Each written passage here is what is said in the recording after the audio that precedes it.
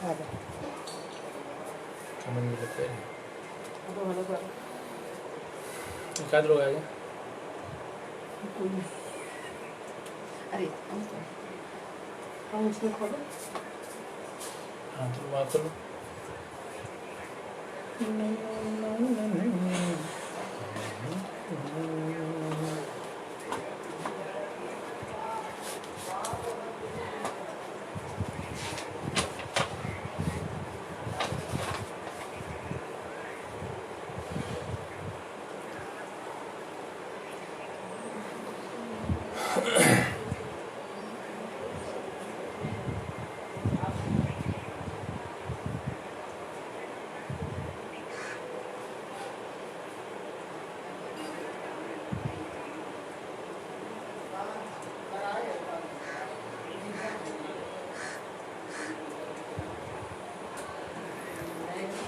हाँ वंदना सलाम, वर्मा जी सलाम।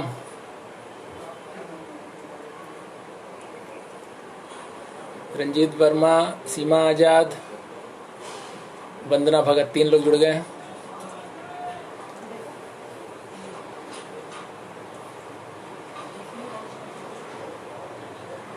हाँ रंजीत वर्मा जी बोल रहे हैं कि आवाज़ भी आ रही है। ठीक है, बस 2-3 मिनट बाद शुरू करते हैं, कुछ और लोग जुड़ जाएं तो।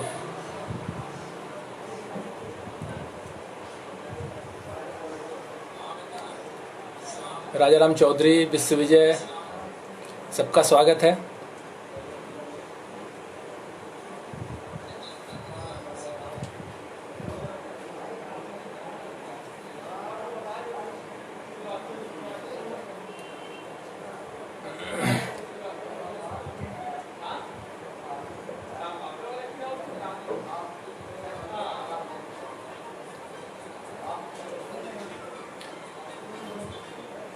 हाँ रंजीत वर्मा जी का मैसेज है कि मैं शुरू करूं, तो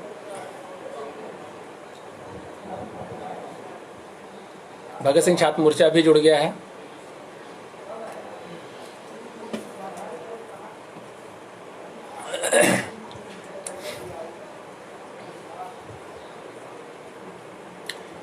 तो सबसे पहले जुटान के साथियों को जिन्होंने इस कार्यक्रम का आयोजन किया है, उनको मैं अपना क्रांतिकारी अभिवादन देना चाहता हूं।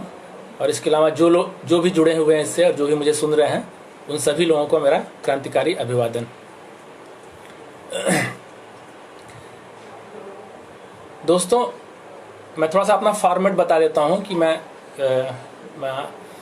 लेकिन पहले फॉर्मेट बताने से पहले मैं थोड़ा सा डिस्क्लेमर रखना चाहता हूं कि मैं कोई फिल्म का कोई विधिवत अध्येता नहीं हूं, और इसलिए मुझसे वैसी उम्मीद नहीं करेंगे कि मैं फिल्मों के बारे में कोई एकेडमिक या कोई थारो गोइंग कोई चीज़ मैं आपके सामने रखने जा रहा हूं।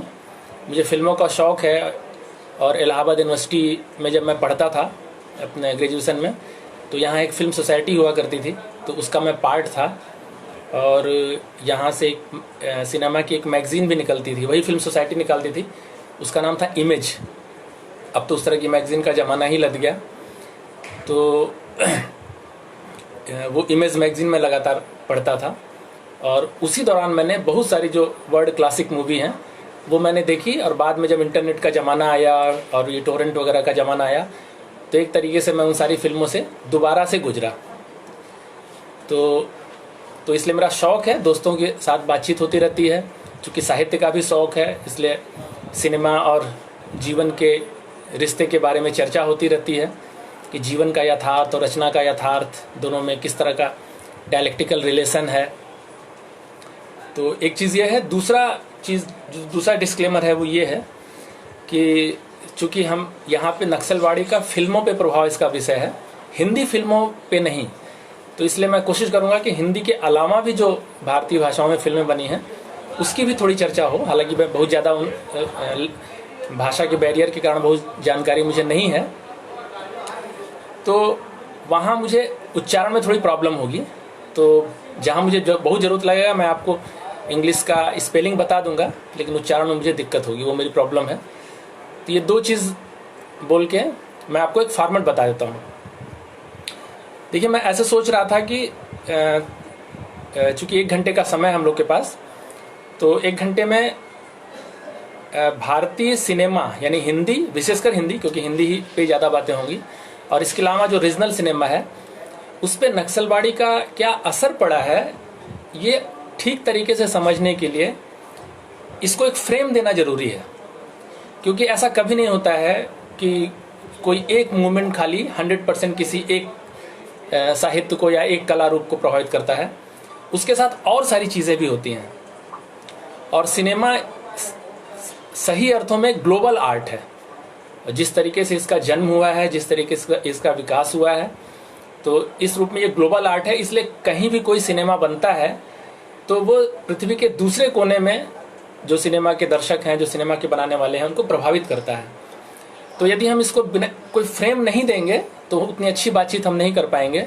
इसलिए एक फ्रेम देना जरूरी है कि जिस समय नक्सलवादी आंदोलन भारतीय फिल्मों को प्रभावित कर रहा है, उस समय विश्व सिनेमा की क्या स्थिति है और वो कैसे भारतीय सिनेमा पे असर डाल रही है। तो जैसे अभी बातचीत में मैं उसको और खोलूँगा।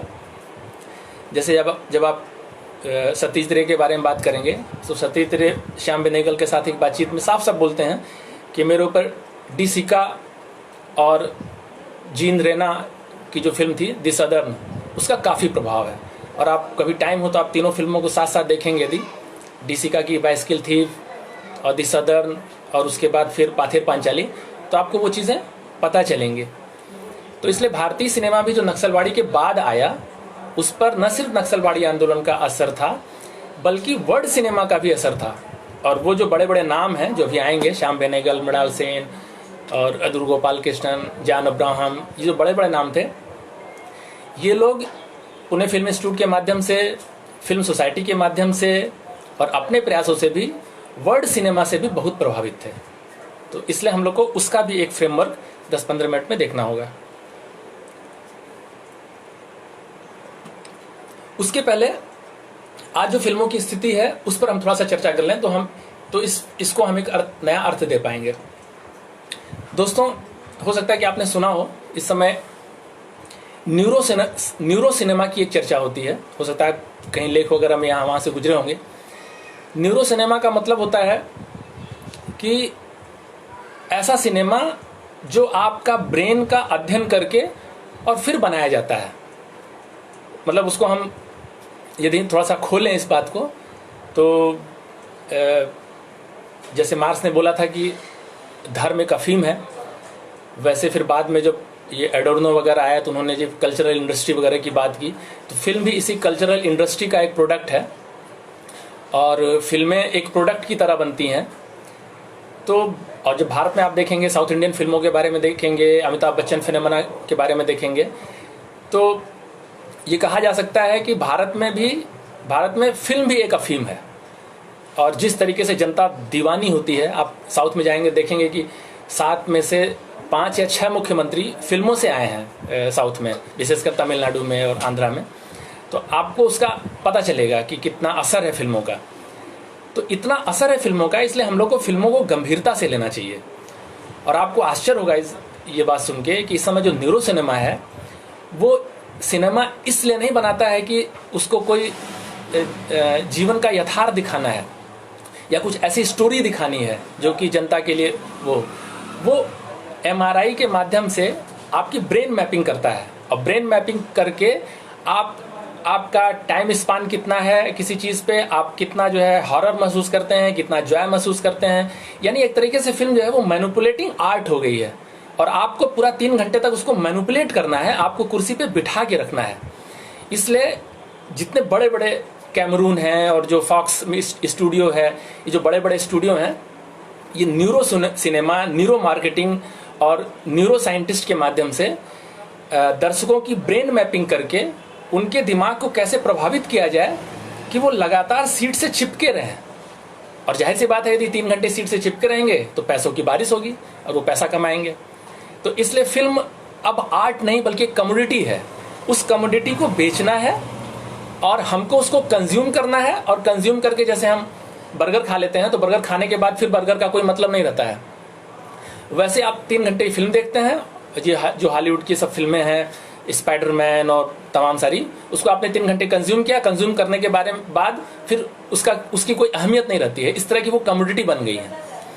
तो इसलिए भी हमको, और हमारे यहाँ जो बॉलीवुड फिल्म है, इस तरह की चीज़ें हैं, तो इसलिए हमको इसके बारे में गंभीरता से सोचना है कि फिल्मों का असर कितना है हमारे समाज पे, और कैसे ये जनता के लिए धर्म बन गया है, और इसी माध्यम से वो एक तरीके से जनता के माइंड को मैनिपुलेट करती हैं।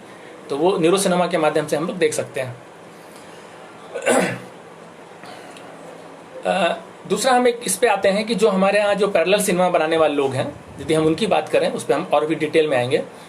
तो जैसे मृणाल सेन की हम बात करें, तो मृणाल सेन कहानियाँ भी लिखते थे, नाटक भी लिखते थे, उन्होंने मधुमती वगैरह की स्क्रिप्ट राइटिंग भी की है। तो मृणाल सेन बोलते थे कि मैंने देखा ये कि जो मैं लिखता हूँ वो ज़्यादा लोगों तक नहीं पहुँच पाता है, और फिल्म वो मीडियम है कि मैं ज़्यादा लोगों तक उसको पहुँचा सकता हूँ, इसलिए मैं फिल्मों में आया, इसलिए मैं फिल्म बनाता हूँ।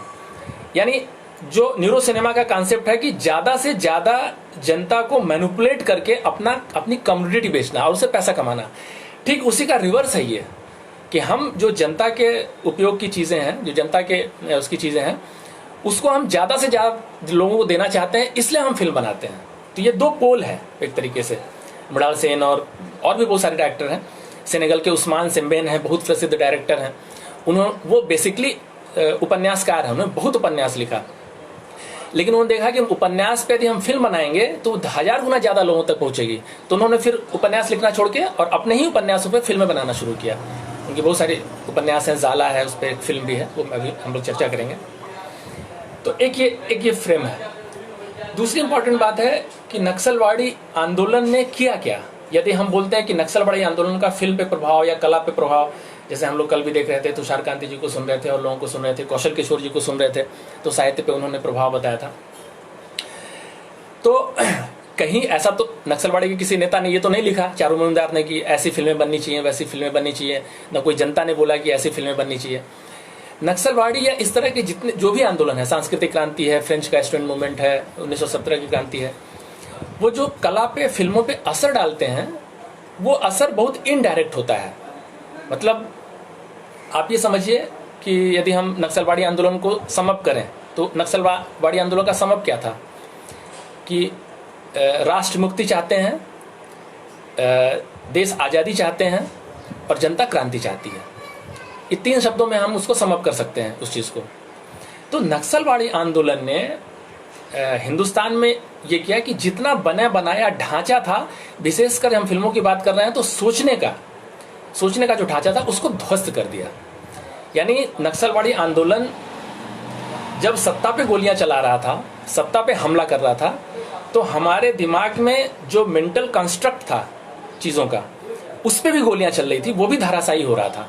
हम चीज़ों को कैसे देखते हैं, जनता के बीच के संबंधों को कैसे देखते हैं, जनता और सरकार के बीच के रिश्ते को कैसे देखते हैं, दलित क्वेश्चन को कैसे देखते हैं, महिला क्वेश्चन को कैसे देखते हैं, क्लास को कैसे देखते हैं, इसकी जो पूरी थिंकिंग है वो नक्सलवाड़ी आंदोलन ने बदल दी, क्योंकि उसने पहली बार चीज़ों को क्वेश्चन करना सिखाया। तो इसका प्रभाव इसलिए बहुत डायरेक्ट नहीं है कि डायरेक्ट जो फिल्मकार जो है नक्सलवाड़ी के विषय को अपने फिल्मों में लेके आ रहे हैं वही है। इसका इनडायरेक्ट असर ये है कि लोगों ने पहली बार बहुत सारी चीज़ों को क्वेश्चन करना शुरू किया, जो कि पहले क्वेश्चन नहीं हो रहा था। वो एज इट इज़ जो देख रहे थे उसको दिखा रहे थे।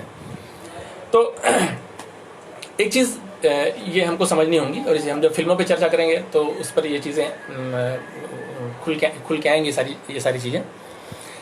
तो यहाँ के 60s के 67 में नक्सलवाड़ी आंदोलन शुरू हुआ, उसके बाद जो फिल्में वगैरह बनी, तो हम उसको मोटा मोटी यदि हम बांटे हैं, तो उस समय जो वर्ल्ड सिनेमा था, हम उसकी बात करें तो थोड़ा सा उस पर 10 मिनट चर्चा करके फिर हम लोग इंडिया पे वापस लौटेंगे।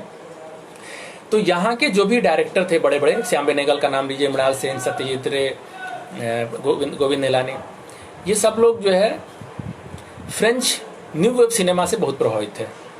और दूसरा Italian new wave cinema, 2 school हो गया। तीसरा थर्ड वर्ल्ड सिनेमा, थोड़ी थोड़ी हम चंद बातें उस पर करते चलेंगे। और चौथा ब्लैक सिनेमा। ये सारा जो मूवमेंट है, ये 60s का मूवमेंट है। और नक्सलवाड़ी के थोड़ा पहले का है, नक्सलवाड़ी के थोड़ा बाद का है। और इन मूवमेंट का अपना एक इतिहास है, वो कैसे क्यों पैदा हुए, कैसे पैदा हुए कि लैटिन अमेरिकन देशों में जो एंटी इम्प्लिसिट स्ट्रगल चल रहा था, क्यूबा में क्रांति हुई थी, इधर चाइना में सांस्कृतिक क्रांति चल रही थी, फ्रांस में स्टूडेंट मूवमेंट हो रहा था। तो लगभग विश्व के आंदोलनों का विश्व की फिल्मों से भी वही रिश्ता था जो रिश्ता नक्सलवाड़ी का यहाँ की फिल्मों के साथ था। तो उसी परिवेश में फ्रेंच न्यू वेव, जिसमें गोदार, तूफे, ब्रेसा वगैरह लोग अपनी फिल्में बना रहे थे, ये 60s का दौर था। इटालियन न्यू रियलिज्म में डीसी का बाइस्किल थी, आप लोगों ने देखी होगी, डीसी का, फेलिनी और रोसेलिनी, रोम द ओपन सिटी बहुत फेमस फिल्म है उनकी। ये सारी फिल्में भी जो है लगभग 50-60s के दौर की फिल्में हैं। और इसके अलावा जो थर्ड वर्ल्ड सिनेमा था, थर्ड वर्ल्ड सिनेमा में जो क्यूबा का सिनेमा था, और क्यूबा के सिनेमा के अलावा अर्जेंटीना का सिनेमा था, चिली का सिनेमा था, बोलिविया का सिनेमा था। बोलिविया में उस समय फिल्म आई थी 1969 में, ब्लड ऑफ कोडोर। तो ब्लड ऑफ कोडोर बहुत ही हिट फिल्म थी। पहले उसको सरकार ने बैन किया, फिर जनता के दबाव की वजह से उसको रिलीज़ करना पड़ा। वो 59 में आई थी। उसने बहुत ही खूबसूरत तरीके से फिल्म की पूरी टेक्निक को बदल दिया। तो वो बोलिविया से वो आई थी। सेनेगल के, जिनका हमने पहले जिक्र किया, सेमेन उस्मान थे, उन्होंने ज़ाला फिल्म बनाई और ब्लैक गर्ल फिल्म बनाई उन्होंने। तो ये सारे अलग मूवमेंट थे। एक जो मूवमेंट था जिसके बारे में बहुत कम चर्चा होती है, वो ब्लैक सिनेमा का मूवमेंट था। वो चार्ल्स बनेट थे, हेली गरिमा थे, और एक महिला थी जूडिया रोज थी, डॉटर ऑफ डस्ट एक फिल्म बनाई थी, बड़ी खूबसूरत फिल्म थी वो, और पूरा उसने संस्कृत के मुद्दे को पूरा अपने तरीके से वो किया था। ये सारा एक परिदृश्य था जिसमें भारतीय फिल्मकार नक्सलवाड़ी के अलावा इन सारी चीज़ों से आकार ले रहे थे। अब मैं आपको संक्षेप में ये बताना चाहूँगा कि आखिर में ये सारे जो आंदोलन थे वो कर क्या रहे थे, फिर मैं यहाँ के स्पेसिफिक कंडीशन पे आऊँगा। ये जितना भी मैंने आपको बताया, चाहे फ्रेंच न्यू सिनेमा हो, चाहे इटालियन न्यू रियलिज्म हो, ब्लैक सिनेमा हो, थर्ड वर्ल्ड सिनेमा हो, इन्होंने क्या किया कि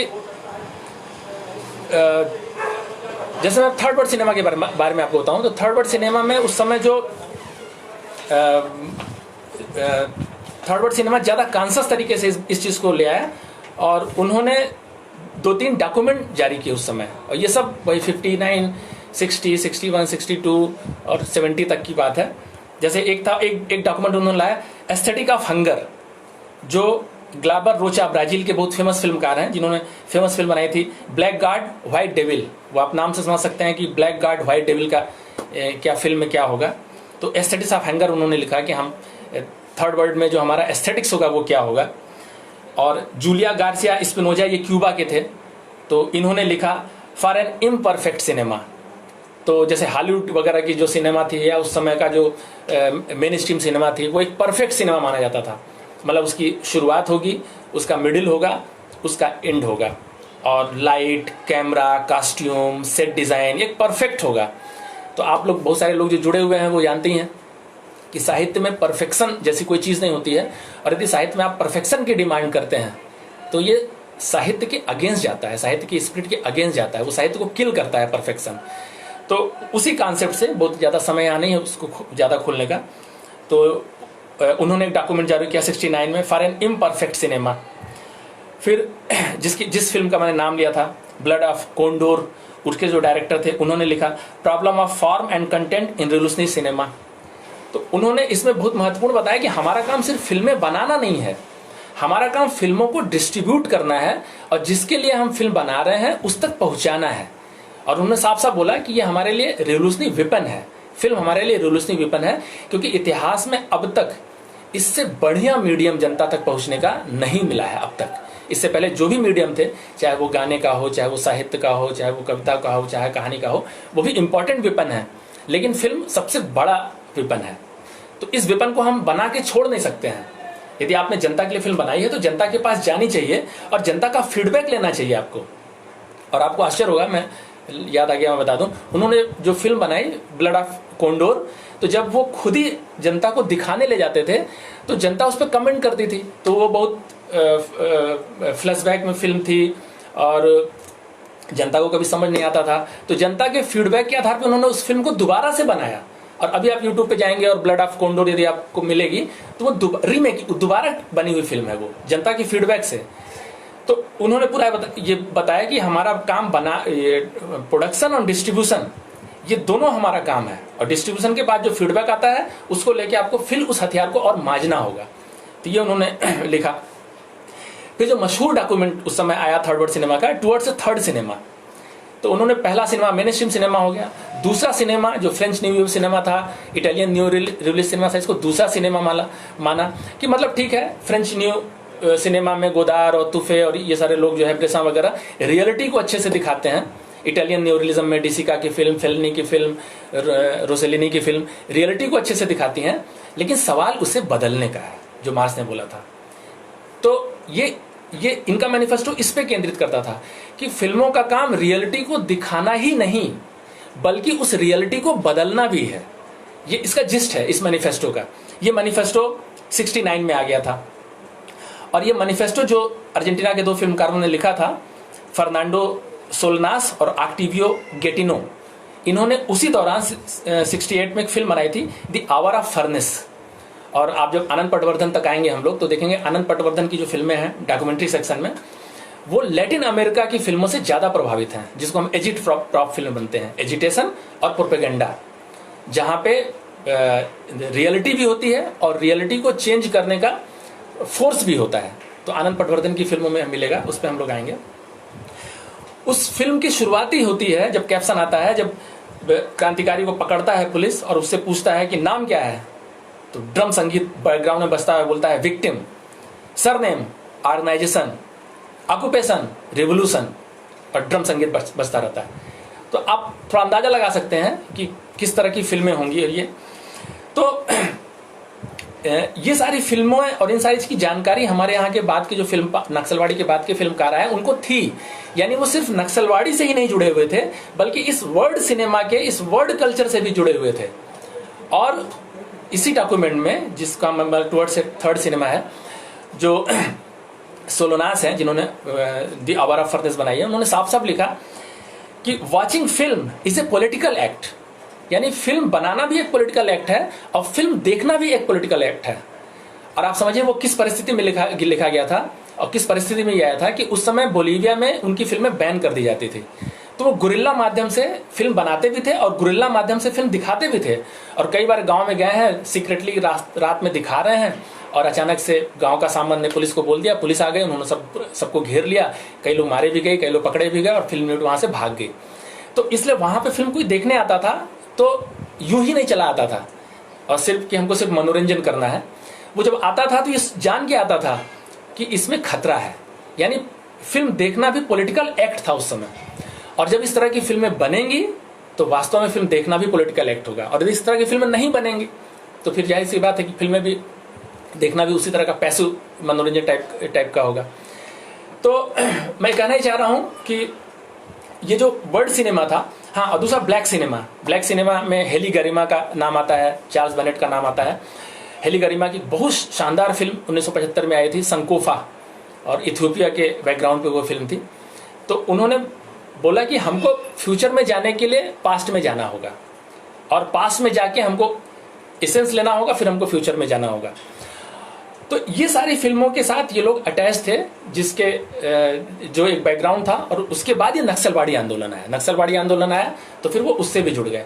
इसलिए हम यदि सिर्फ नक्सलवाड़ी आंदोलन और फिल्मों को इस रूप में जोड़ेंगे तो शायद उतना नहीं मिल पाएगा। ये तो एक कंटेंट की बात हुई। दूसरी इंपॉर्टेंट बात है, इन सारे आंदोलनों ने और क्या किया, पहली बार फिल्म को स्टूडियो से बाहर निकाला, यानी स्टूडियो से आजाद किया फिल्मों को।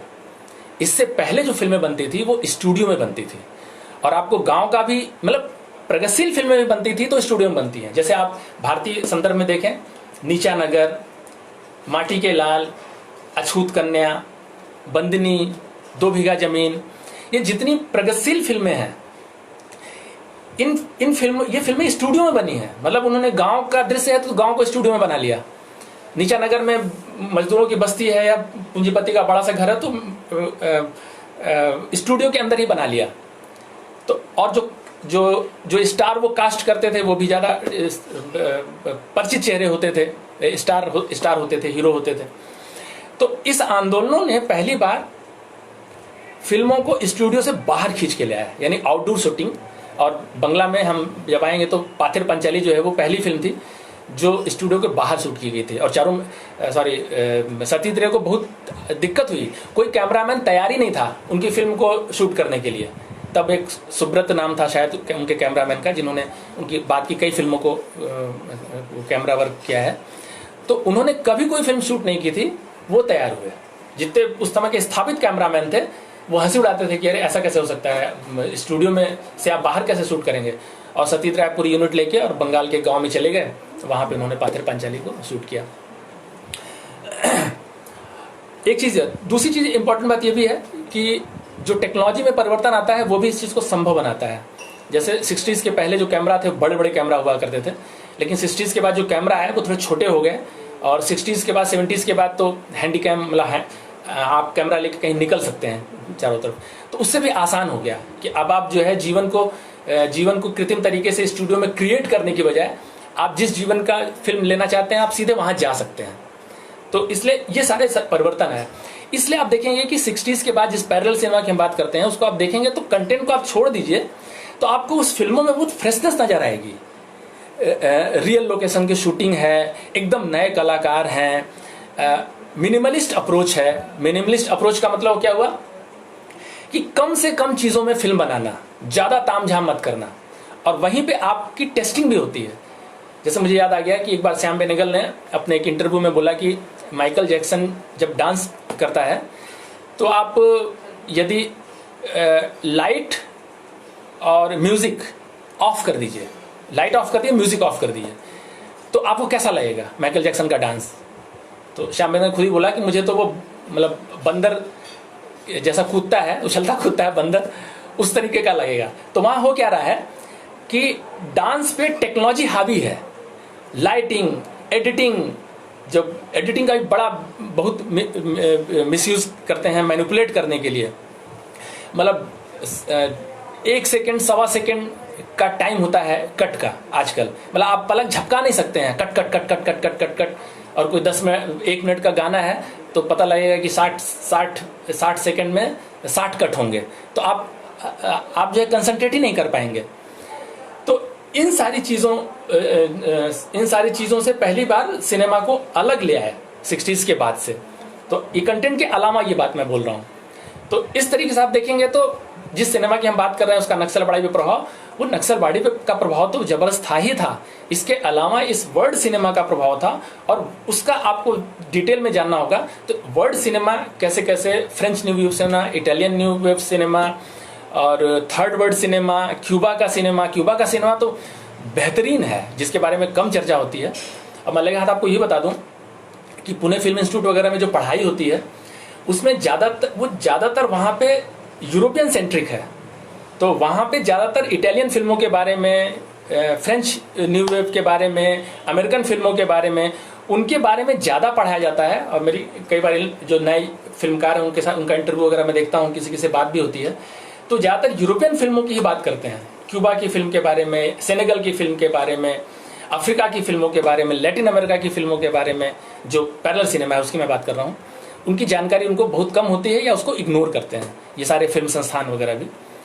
तो ये एक संदर्भ है इसका जिसको हम लोग को दिमाग में रखना चाहिए। अब यदि हम भारत में आए और भारत में की फिल्मों में नक्सलवाड़ी और ये सारा जो संदर्भ है उसका जो असर है उसको हम देखने की कोशिश करें, तो यदि हम नीचे से शुरू करें थी मलयालम से, तो मैं आपको अब थोड़ा थोड़ा उसका एक जो कुछ प्रमुख हस्ताक्षर हैं उनके बारे में बताऊंगा, कुछ फिल्मों के बारे में बताऊंगा और कुछ रिनाउंड फिल्में होंगी तो उनके बारे में थोड़ी हम लोग चर्चा करेंगे। यदि हम मलयालम में आए तो मलयालम में जो पैरेलल सिनेमा का जो बड़ा नाम है वो है जॉन अब्राहम। और जॉन अब्राहम नए जॉन अब्राहम से कंफ्यूज मत कीजिएगा, वो पुराने जॉन अब्राहम है। और ये ऋतिक घटक के शिष्य थे। देखिए ये यहाँ पे आप देखेंगे जब पैरेलल सिनेमा, भारतीय सिनेमा के बारे में, तो बहुत सारा इंटर रिलेटेड है। तो मणि कौल ऋतिक घटक के शिष्य हैं, जॉन अब्राहम ये ऋतिक घटक के शिष्य हैं, फिर जान अब्राहम ने मणिकौल की एक फिल्म है उसकी रोटी में असिस्टेंट डायरेक्टर की भूमिका निभाई है। गोविंद निलानी ने श्याम बेनेगल की फिल्म में असिस्टेंट डायरेक्टर की भूमिका निभाई है। तो ये आपस में भी काफ़ी एक इंटर रिलेशन इनका रहता है। तो खैर वो एक अलग चीज़ है। तो जान अब्राहम ने पुणे इंस्टीट्यूट से पढ़ाई की, ऋतिक घटक के शिष्य रहे और इन्होंने 86 में अम्मा आर्यान बनाई थी और नक्सलाइट बैकग्राउंड पे फिल्म थी, बहुत बेहतरीन फिल्म थी वो यूट्यूब पे अवेलेबल है, आपको समय होगा तो आप जरूर देखिएगा। लेकिन इससे पहले मैं फिल्म पे जाने से पहले ये बताऊं आपको कि जान अब्राहम का इससे भी बड़ा योगदान था ओडिशा कलेक्टिव फिल्म सोसाइटी बनाने में, क्योंकि नक्सलाइट मूवमेंट के बाद से फिल्म सोसाइटी की बाढ़ सी आ गई और हर जगह एक फिल्म सोसाइटी बनती थी। उस फिल्म सोसाइटी के माध्यम से फिल्में दिखाई जाती थी, उस पर गंभीरता से चर्चा होती थी और कई जगहों पे तो उस फिल्म सोसाइटी के चंदे से फिल्में भी बनी हैं। और ये अम्मा आर्यान पहली पीपुल्स फिल्म है इस तरह से देखा जाए तो, जिसका 100% जो चंदा था वो ओडिशा कलेक्टिव से आया था और जो भी पैसा आया था एक पैसा कहीं बाहर से नहीं लिया गया था। और आप इसको क्राउड फंडिंग से कंफ्यूज मत कीजिएगा, क्योंकि क्राउड फंडिंग भी मतलब बढ़िया चीज़ है, लोग मदद करते हैं क्राउड फंडिंग में, लेकिन क्राउड फंडिंग में उस तरह का ऑर्गेनिक रिलेशन नहीं रहता है डायरेक्टर के साथ या फिल्म बनाने वाली यूनिट के साथ। लेकिन ओडिशा कलेक्टिव या बाद में अदूर गोपाल कृष्णन ने चित्रलेखा बनाई, चित्रलेखा सोसाइटी फिल्म सोसाइटी बनाई, उसने भी उनकी एक फिल्म को फंड किया। तो यहाँ पे जो पैसा देता था वो उसका आपके साथ एक ऑर्गेनिक रिलेशन रहता था। वो जान रहा है कि ये अदूर गोपाल कृष्णन है, ये जान अब्राहम है, यहाँ पे शूट कर रहे हैं, तो उनके साथ जाता था, उनकी दूसरी तरह से मदद भी करता था, कई बार सुझाव भी देता था। तो एक तरीके से ये कलेक्टिव एक तरह से कलेक्टिव एफर्ट होता था। ये नक्सलवादी मूवमेंट के बाद ही शुरू हुआ है व्यापक पैमाने पे। ऐसे बंगाल में सतीश रे ने सबसे पहले फिल्म सोसाइटी बनाई थी, नक्सलवाड़ी के पहले बनाई थी, और उसके माध्यम से कलकत्ता के जो बुद्धिजीवी लोग थे उनको बहुत सारी फिल्में चार्ली चैपलिन की और जॉन फोर्ड की, जीन रेना वगैरह की फिल्में देखने को मिली थी। तो एक कंटिन्यूटी होती है, कोई ऐसा अचानक से जंप नहीं होता है। लेकिन नक्सलवाड़ी के बाद ये व्यापक हो गया और आप आगे आएंगे तो देखेंगे। तो उसी ओडिशा कलेक्टिव के एक और फिल्मकार थे, उनका नाम था सत्यम। तो सत्यम का फिल्म से ज़्यादा एक डॉक्यूमेंट्री में बड़ा रोल है और उन्होंने वर्गीस पे बहुत महत्वपूर्ण डॉक्यूमेंट्री बनाई थी। और वर्गीस को आप जानती हैं कि केरल के पहले शहीद थे जिनको 76 में पुलिस ने गोली मार दी थी। और बहुत इंटरेस्टिंग कहानी है कि जिस पुलिस वाले ने गोली मारी थी उनको, उसी वो जिंदगी भर उसको हॉन्ट करता रहा ये बात कि मैंने गलत आदमी को गोली मारी है, अपने ऊपर के ऑफिसर के कहने पे। और शायद 94-95 के आसपास उसने एक्सेप्ट किया कि हाँ हमने उनको मारा। और तो वो उसका जो पूरा अंतर्द्वंद है, उस अंतर्द्वंद पे एक फीचर फिल्म भी है जो 2007 में आई थी, मुझे नाम ध्यान नहीं आ रहा किसने बनाई है। लेकिन सबसे पहले सत्यम ने उसको अपनी डॉक्यूमेंट्री में उसके अंतर्द्वंद को कैच किया है कि कैसे जो है ऑफिसर के कहने पे उसने गोली मार तो दी, लेकिन बाद में कितना ज़्यादा, वर्गीस तो मर गए 76 में एक गोली से, लेकिन वो तिल तिल मरता रहा। तो उस पर बहुत अच्छी कहानी है, वो द हॉन्टेड माइंड उसका नाम है। उसके बाद जो दूसरा नाम है वो आप सब लोग जानते ही होंगे, अदूर गोपाल कृष्णन का नाम है, जिन्होंने चित्रलेखा फिल्म सोसाइटी बनाई थी। और चित्रलेखा फिल्म सोसाइटी जो पहली फिल्म उनकी थी स्वयंवरम 72 में, उसको फाइनेंस किया था। स्वयंवरम को पार्टली इसको फाइनेंस किया था और पार्टली जो भारत सरकार का NFDC था, नेशनल फिल्म डेवलपमेंट कॉर्पोरेशन, उसने फंड किया था। तो वो भी इसका उसका वो था। और इन फिल्मों को भी आप देखेंगे तो इन फिल्मों में भी वही जो मैंने पहले चर्चा की कि आउटडोर शूटिंग है, बहुत मिनिमम कॉस्ट्यूम वगैरह इस्तेमाल किया गया है। सभी नए लड़के हैं जिन्होंने कभी अभिनय नहीं किया है, वो अम्मा आर्यान में आपको मिल जाएंगे, वो स्वयंवरम में आपको मिल जाएंगे। स्वयंवरम में एक जो हीरोइन है उसने पहले अभिनय किया है, वो वहाँ की स्थापित वो थी, लेकिन जो उसका हीरो है वो उसने कभी अभिनय नहीं किया था। तो इस तरह के नए लड़कों को लेके, और इसलिए उनकी फिल्मों में बहुत वो होता है, फ्रेशनेस काफ़ी रहती है। और जब वो स्लम में जाते हैं, अब मैं कोई कहानी नहीं सुना रहा हूँ, टाइम उतना नहीं है, स्लम में जब दोनों हस्बैंड वाइफ रहने के लिए जाते हैं तो उनके बगल में एक वेश्या रह रही है, उसके बगल में मजदूर रह रहे हैं, तो आपको एक पूरा संदर्भ दिखता है, एक पूरी सोसाइटी दिखती है।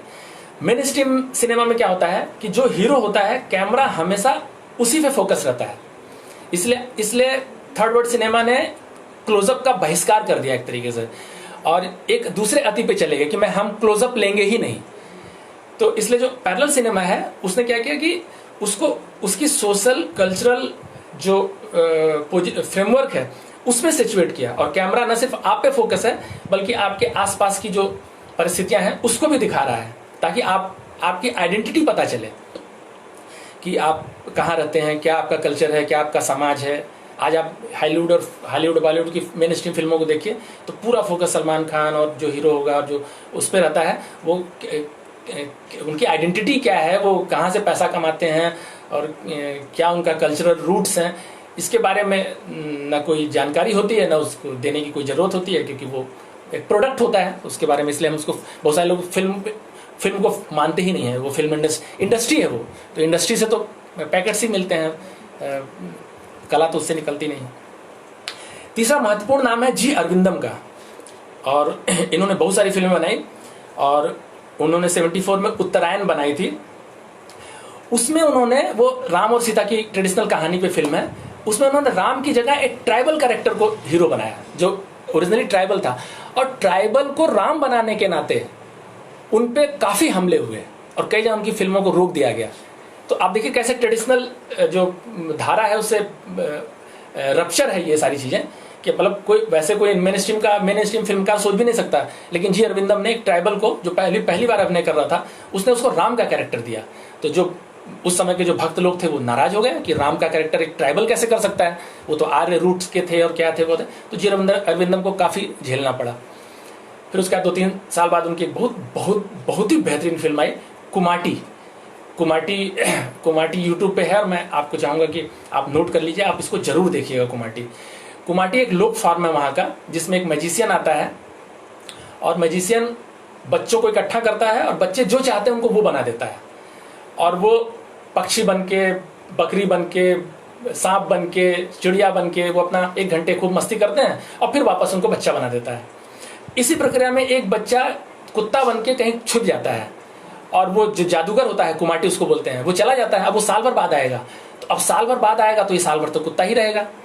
तो साल भर तक ये कुत्ता जो घूमता है चारों तरफ, उसको पहली बार गुलामी का अर्थ पता चलता है। और मतलब वो मैं डिटेल नहीं बता रहा हूँ, बहुत ही बेहतरीन फिल्म है। और जब वो 1 साल बाद वो आता है कुमाटी, उसको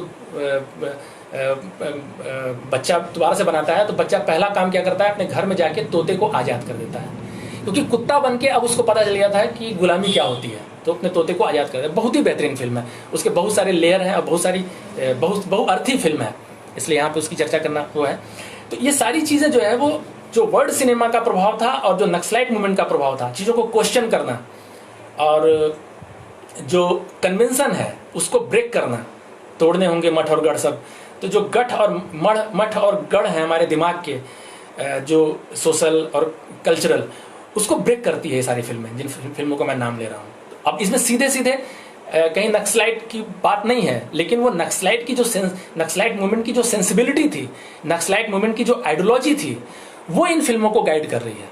क्योंकि ऐसे हम देखेंगे तो 2 तरह की फिल्में होंगी। एक फिल्म होगा जिन्होंने नक्सलाइट मूवमेंट को अपना आधार बनाया, उस पर मैं चर्चा करूंगा। और एक फिल्म ऐसी है जो नक्सलाइट मूवमेंट को आधार नहीं बना रही है, लेकिन नक्सलाइट मूवमेंट की सेंसिबिलिटी और उसकी आइडियोलॉजी से गवर्न हो रही हैं। क्योंकि आप कोई भी फिल्म बनाएंगे तो आपकी आइडियोलॉजी होगी, चाहे वो हिडन हो, चाहे वो ओवर्ट हो। तो वो जी अरविंदम थे। उसके बाद एक और चौथा नाम आता है पीए बाकर का। इन्होंने कम फिल्में बनाई हैं, लेकिन पीए बाकर ने जो महत्वपूर्ण फिल्म बनाई है 75 में, वो नक्सलाइट मूवमेंट पर ही बनाई। उस फिल्म का नाम था व्हेन रिवर कबानी टर्न्ड रेड। जब कबानी महानदी का नाम है, जब कबानी नदी लाल हुई, वो पूरा उन्होंने नक्सलाइट मूवमेंट पर बनाया था कि कैसे नक्सलाइट मूवमेंट जो है वहाँ की जमीन से पैदा हुआ, सोशो इकोनॉमिक कंडीशन से पैदा हुआ, और कैसे उसको खून की नदी में डुबो दिया गया। तो ये पीए बाकर का वो है। अब यदि मैं थोड़ा फास्ट करूंगा क्योंकि टाइम थोड़ा हो रहा है। अब हम यदि कन्नड़ सिनेमा पे आए, तो कन्नड़ सिनेमा में तो आप जानते हैं बहुत मशहूर नाम है गिरीश कासारवली का, गिरीश कर्नाड का, बीबी कारंद का। और गिरीश कासारवली ने 77 में अनंत मूर्ति की कहानी घट श्राद्ध पे फिल्म बनाई थी, जो हिंदी में दीक्षा नाम से बनी, दूसरे ने बनाई है। तो वो दीक्षा से आपको याद आ जाएगी फिल्म, जिसका मशहूर डायलॉग है, जो नाना पाटेकर दलित है और जो बच्चा है वो ब्राह्मण का बच्चा है, उसको क्या पता कि क्या छुआछूत है। वो नाना पाटेकर को छूने जाता है तो नाना पाटेकर भागता है कि ब्राह्मण का बच्चा मुझे कैसे छू सकता है। तो फिर नाना पाटेकर बोलता है तो उसके बाद नाना पाटेकर को भी थोड़ा मज़ा आने लगता है, बच्चे को मज़ा आने लगता है। तो फिर नाना पाटेकर बोलता है कि मुझे पानी छू सकता है, मुझे सूरज की रोशनी छू सकती है, मुझे हवा छू सकता है, मुझे ब्राह्मण का बच्चा नहीं छू सकता है। ये डायलॉग हॉन्ट करता है कि मतलब सूरज की रोशनी उसको छू सकती है, धरती माता छू सकती हैं, और ब्राह्मण का बच्चा उसको नहीं छू सकता है। तो वो उस कहानी से ज़्यादातर आप लोग परिचित होंगे, और वो हिंदी में उस नाम की फिल्म है। दूसरी फिल्म उन्होंने दीपा बनाई जो विस्थापन पे था, और विस्थापन पे ये नए एंगल से फिल्म बनी है। मतलब विस्थापन में जो हमारा घर द्वार नौकरी चाकरी जाती है, उस पर तो बहुत सारी डॉक्यूमेंट्री हैं, बहुत सारी फिल्में भी हैं, लेकिन इसमें गिरीश कासारवली ने जो बताया है कि विस्थापन में हम कैसे अपना कल्चर और अपना आत्मविश्वास खो देते हैं, ये इम्पोर्टेंट पॉइंट था उस फिल्म का। फिर बीबी कारंत और गिरीश कर्नाड ने उसमें फिल्म बनाई थी वंश वृक्ष, 72 की फिल्म थी ये, और उसमें एक विधवा महिला के संघर्षों की कहानी है, वो भी काफ़ी फेमस हुई थी, उसको नेशनल अवार्ड वगैरह मिले हैं। तो ये कन्नड़ की कहानी थी। आसाम में जानते हैं आप जानू बरुआ का नाम है, और भावेंद्र नाथ सैकिया का नाम है। जानू बरुआ ने हिंदी में भी काफ़ी फिल्म बनाई हैं, वो आप शायद देखे भी होंगे, मैंने गांधी को नहीं मारा, इस तरह की फिल्में हैं। और उनकी पहली फिल्म 82 में आई थी। आसाम में पैरेलल सिनेमा उतना स्ट्रांग नहीं था, और आसाम में फिल्म इंडस्ट्री भी काफ़ी कमज़ोर है, लेकिन फिर भी उन्होंने अपरूपा बनाई 82 में। उसमें भूपेन हजारिका ने संगीत दिया था, सुहासिनी मूले उसकी जो क्या नाम है, भुवन सोम की जो पहली फिल्म उन्होंने भुवन सोम की नायिका थी, उन्होंने ये फिल्म की थी। वो भी एक फेमिनिस्ट फिल्म है, जो कि नक्सलवाड़ी आंदोलन की जो सेंसिबिलिटी है, जो इसको आइडियोलॉजी है, उससे जाने अनजाने डायरेक्टली इनडायरेक्टली प्रभावित है। उसी टाइम पे मणिपुर में भी एक अच्छी फिल्म आई थी, माई सन माई प्रेसियस, जहाँ पे एक टीचर एक अनाथ बच्चे के साथ पढ़ाते हुए इस कदर एक रिश्ते में बन जाती है कि उस बच्चे के पिता का पता लगाने और उसको न्याय दिलाने के संघर्ष में शामिल हो जाती है। बहुत ही बेहतरीन फिल्म है, ये भी यूट्यूब पे है, ये मणिपुर की। लेकिन मणिपुर भी की फिल्म इंडस्ट्री भी उतनी स्ट्रांग नहीं है, तो वहाँ भी इतनी फिल्में नहीं बनी हैं। अब हम लोग आते हैं मराठी सिनेमा पे। तो मराठी सिनेमा आप जानते हैं, मराठी कल्चर, मराठी नाटक, मराठी संगीत और मराठी सिनेमा भी काफ़ी रिच है, और उसमें सबसे बड़ा नाम आता है वो जब्बार पटेल का। तो जब्बार पटेल ने जो ग्रामीण इलाके का जो क्लास स्ट्रगल था, वो सीधे सीधे नक्सलाइट मूवमेंट से प्रभावित था, उस पर सामना फिल्म बनाई थी। उसमें कहीं भी नक्सलाइट का नाम नहीं है, लेकिन वो क्लास स्ट्रगल जो आ रहा है वो नक्सलाइट मूवमेंट की ही प्रेरणा से आ रहा है। वो सामना बनाई थी 74 में। और एक यहाँ और बात बता दूँ कि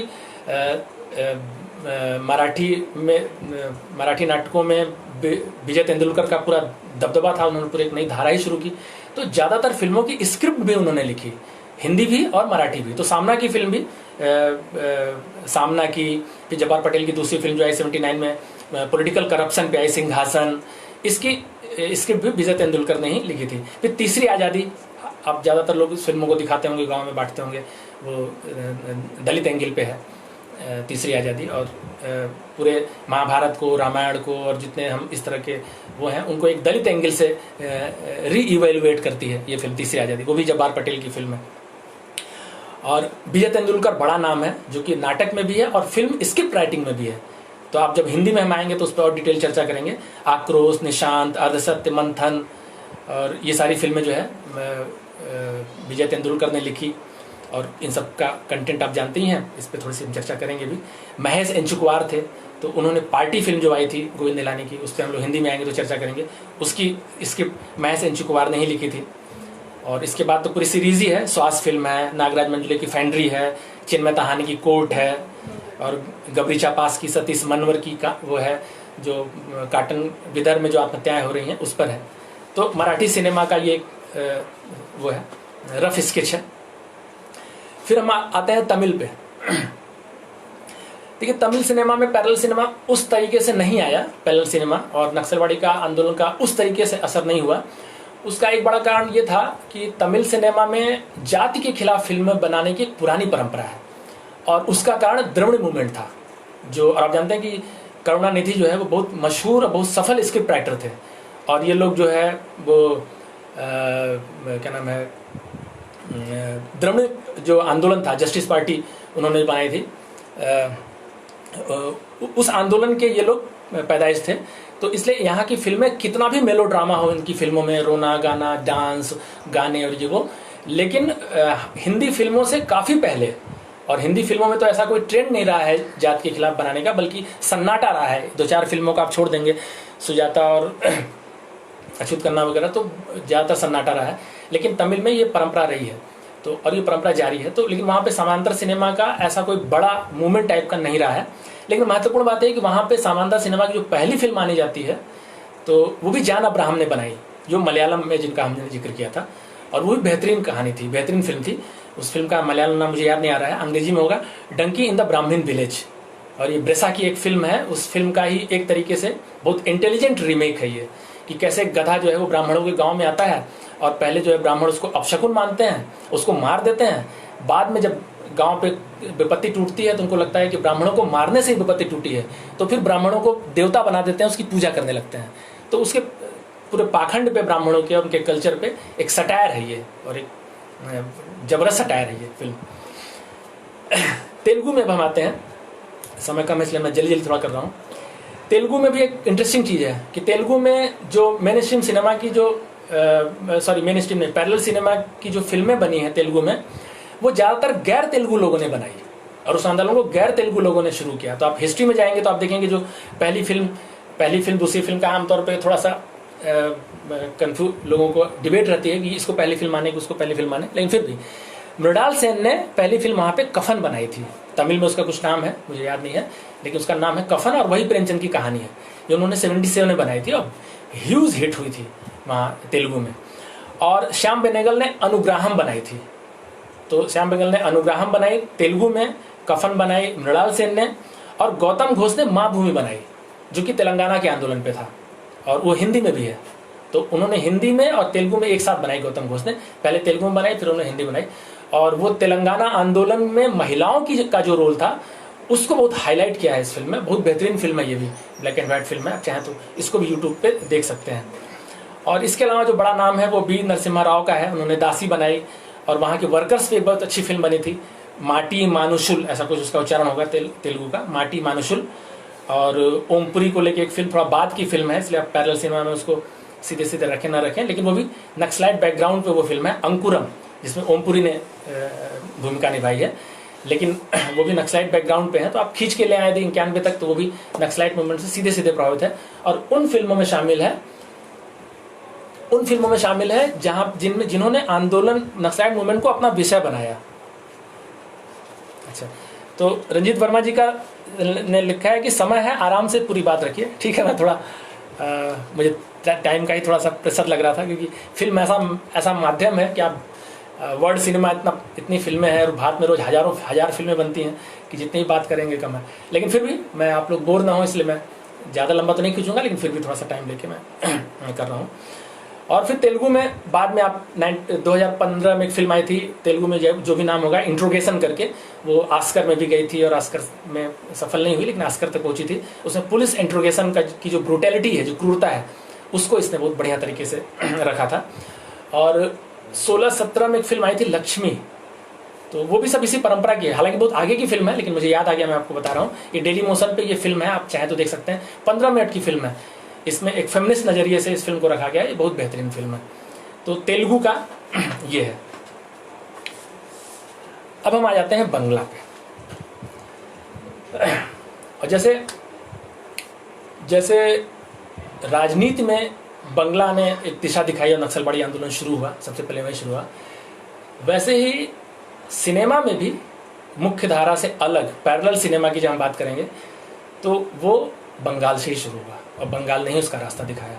आज हम जिन जिन प्रवृत्तियों की चर्चा कर रहे हैं वो नक्सलाइट मूवमेंट के पहले ही, और उसी वर्ल्ड सिनेमा के और वर्ल्ड आंदोलन के प्रभाव से, जो वर्ल्ड सिनेमा था, third world cinema, French new cinema, Italian cinema, उसके प्रभाव से, और भारत में भी जो आज़ादी के आंदोलन थे और तेलंगाना आंदोलन था बाद का, उसके प्रभाव से वो आया था।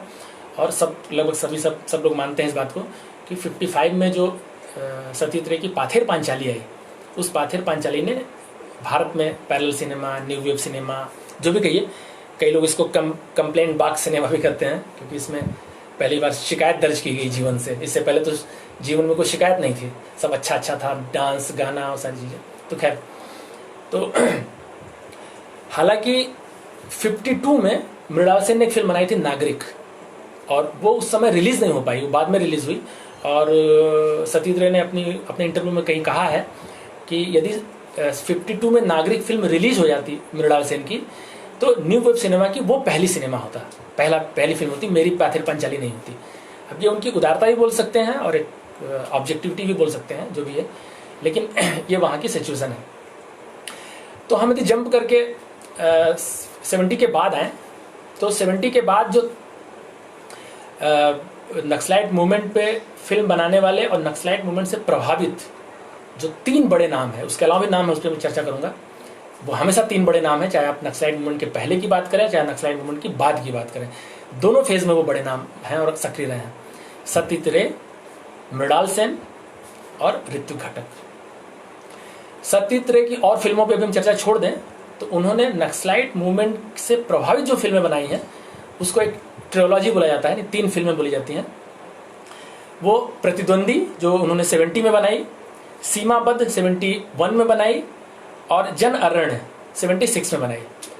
तो इसमें उन्होंने, ऐसा नहीं कि उन्होंने नक्सलाइट विषय लेके उसको बनाया है, लेकिन उनके बैकग्राउंड में नक्सलाइट हैं, नक्सलाइट चीज़ें हैं, और नक्सलाइट मूवमेंट के कारण जो सोसाइटी में चेंज आ रहे हैं, जो पॉलिटिकल कल्चरल सिनेरियो बदल रहा है, उस पर उनका क्रिटिकल रिफ्लेक्शन है सतीश रे का।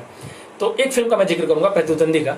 और ये इंपॉर्टेंट बात है कि आप सतीश रे की पुरानी फिल्मों को यदि आप देखेंगे, पाथिर पंचाली और अपूर्व संसार जो ट्रियोलॉजी है उसको आप देखेंगे, तो सतीश रे की फिल्में ज़्यादा पॉलिटिकली मुखर नहीं होती हैं, जैसे कि मृणाल सेन की फिल्में होती हैं जो ज़्यादा पॉलिटिकली मुखर हैं। तो ये नक्सलवाड़ी आंदोलन का ही प्रभाव था कि सतीश रे जैसे जो कम मुखर या एकदम मुखर नहीं थे पॉलिटिकल मामले में, उन्होंने मुखर फिल्में बनाई। प्रतिद्वंदी में जो मेन प्रोटैगनिस्ट है, जब वो बेरोजगार है, जब वो एक इंटरव्यू के लिए जाता है, तो जो इंटरव्यू लेने वाला है वो उससे पूछता है 60 के दशक की कोई सबसे महत्वपूर्ण बात बताइए। तो बोलता है कि 60 के दशक की सबसे महत्वपूर्ण बात है वियतनाम वार।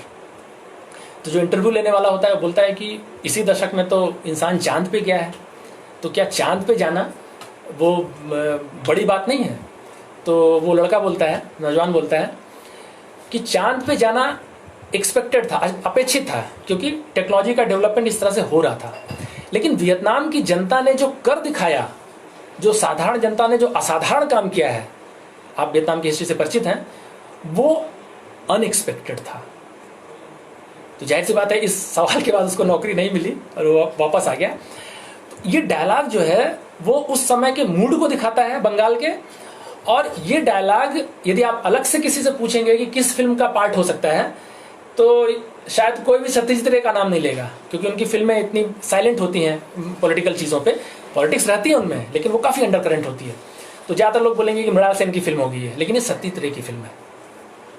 दोनों और तो दूसरी फिल्में हैं, जनारण और ये सीमाबद्ध, इनमें जो कलकत्ता के मिडिल क्लास है, जो यूथ की प्रॉब्लम है और ये सारी चीज़ें उनकी उन्होंने वो की है, उसमें ज़्यादा चर्चा नहीं कर रहा हूँ। दूसरा बड़ा नाम आता है ऋत्विक घटक का।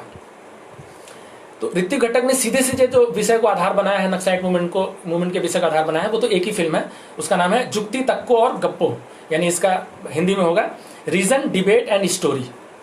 तो जिसमें एक यात्रा है जो जिसमें ऋत्विक घटक खुद ही उन्होंने प्ले किया है, खुद ही वो प्रोटैगनिस्ट हैं। एक तरीके से उनका जो आत्मचिंतन है और आत्म रिफ्लेक्शन है वो उसमें आता है। और वो जब कई लोगों से मिलते हैं, एक किसान से मिलते हैं, मजदूर से मिलते हैं रास्ते में, और सबसे जो बात करते जाते हैं उससे आपको उस सोसाइटी और उस समय का आपको एक चित्र मिलेगा, और उस पर ऋत्विक घटक का एज ए डायरेक्टर एक रिफ्लेक्शन मिलेगा। तो जब एक नक्सलाइट मिलता है उनको जंगल में, जो गुरिल्ला है, उससे बात होती है, तो ऋत्विक घटक उससे बोलते हैं कि तुम you are successful and unsuccessful at the same time. ये इतना मार्मिक कमेंट है और इतना ऑब्जेक्टिव कमेंट है नक्सलाइट मूवमेंट के बारे में कि तुम एक ही समय में सफल भी हो और असफल भी हो। और मैं इसको बहुत खोल नहीं रहा हूँ, आप लोग जानते हैं इन सब चीज़ों की हिस्ट्री के बारे में कि इसका मतलब क्या है, कि नक्सलाइट मूवमेंट की असफलता किस में है और नक्सलाइट मूवमेंट की सफलता किस में है। तो ये बहुत फेमस डायलॉग है उस फिल्म का। इसके अलावा जो फिल्में बनाई हैं ऋत्विक घटक ने, वो नक्साई मून के पहले की फल हैं, और उन्होंने भी ट्रियोलॉजी बनाई है, लेकिन विभाजन पे बनाई है ऋत्विक घटक ने।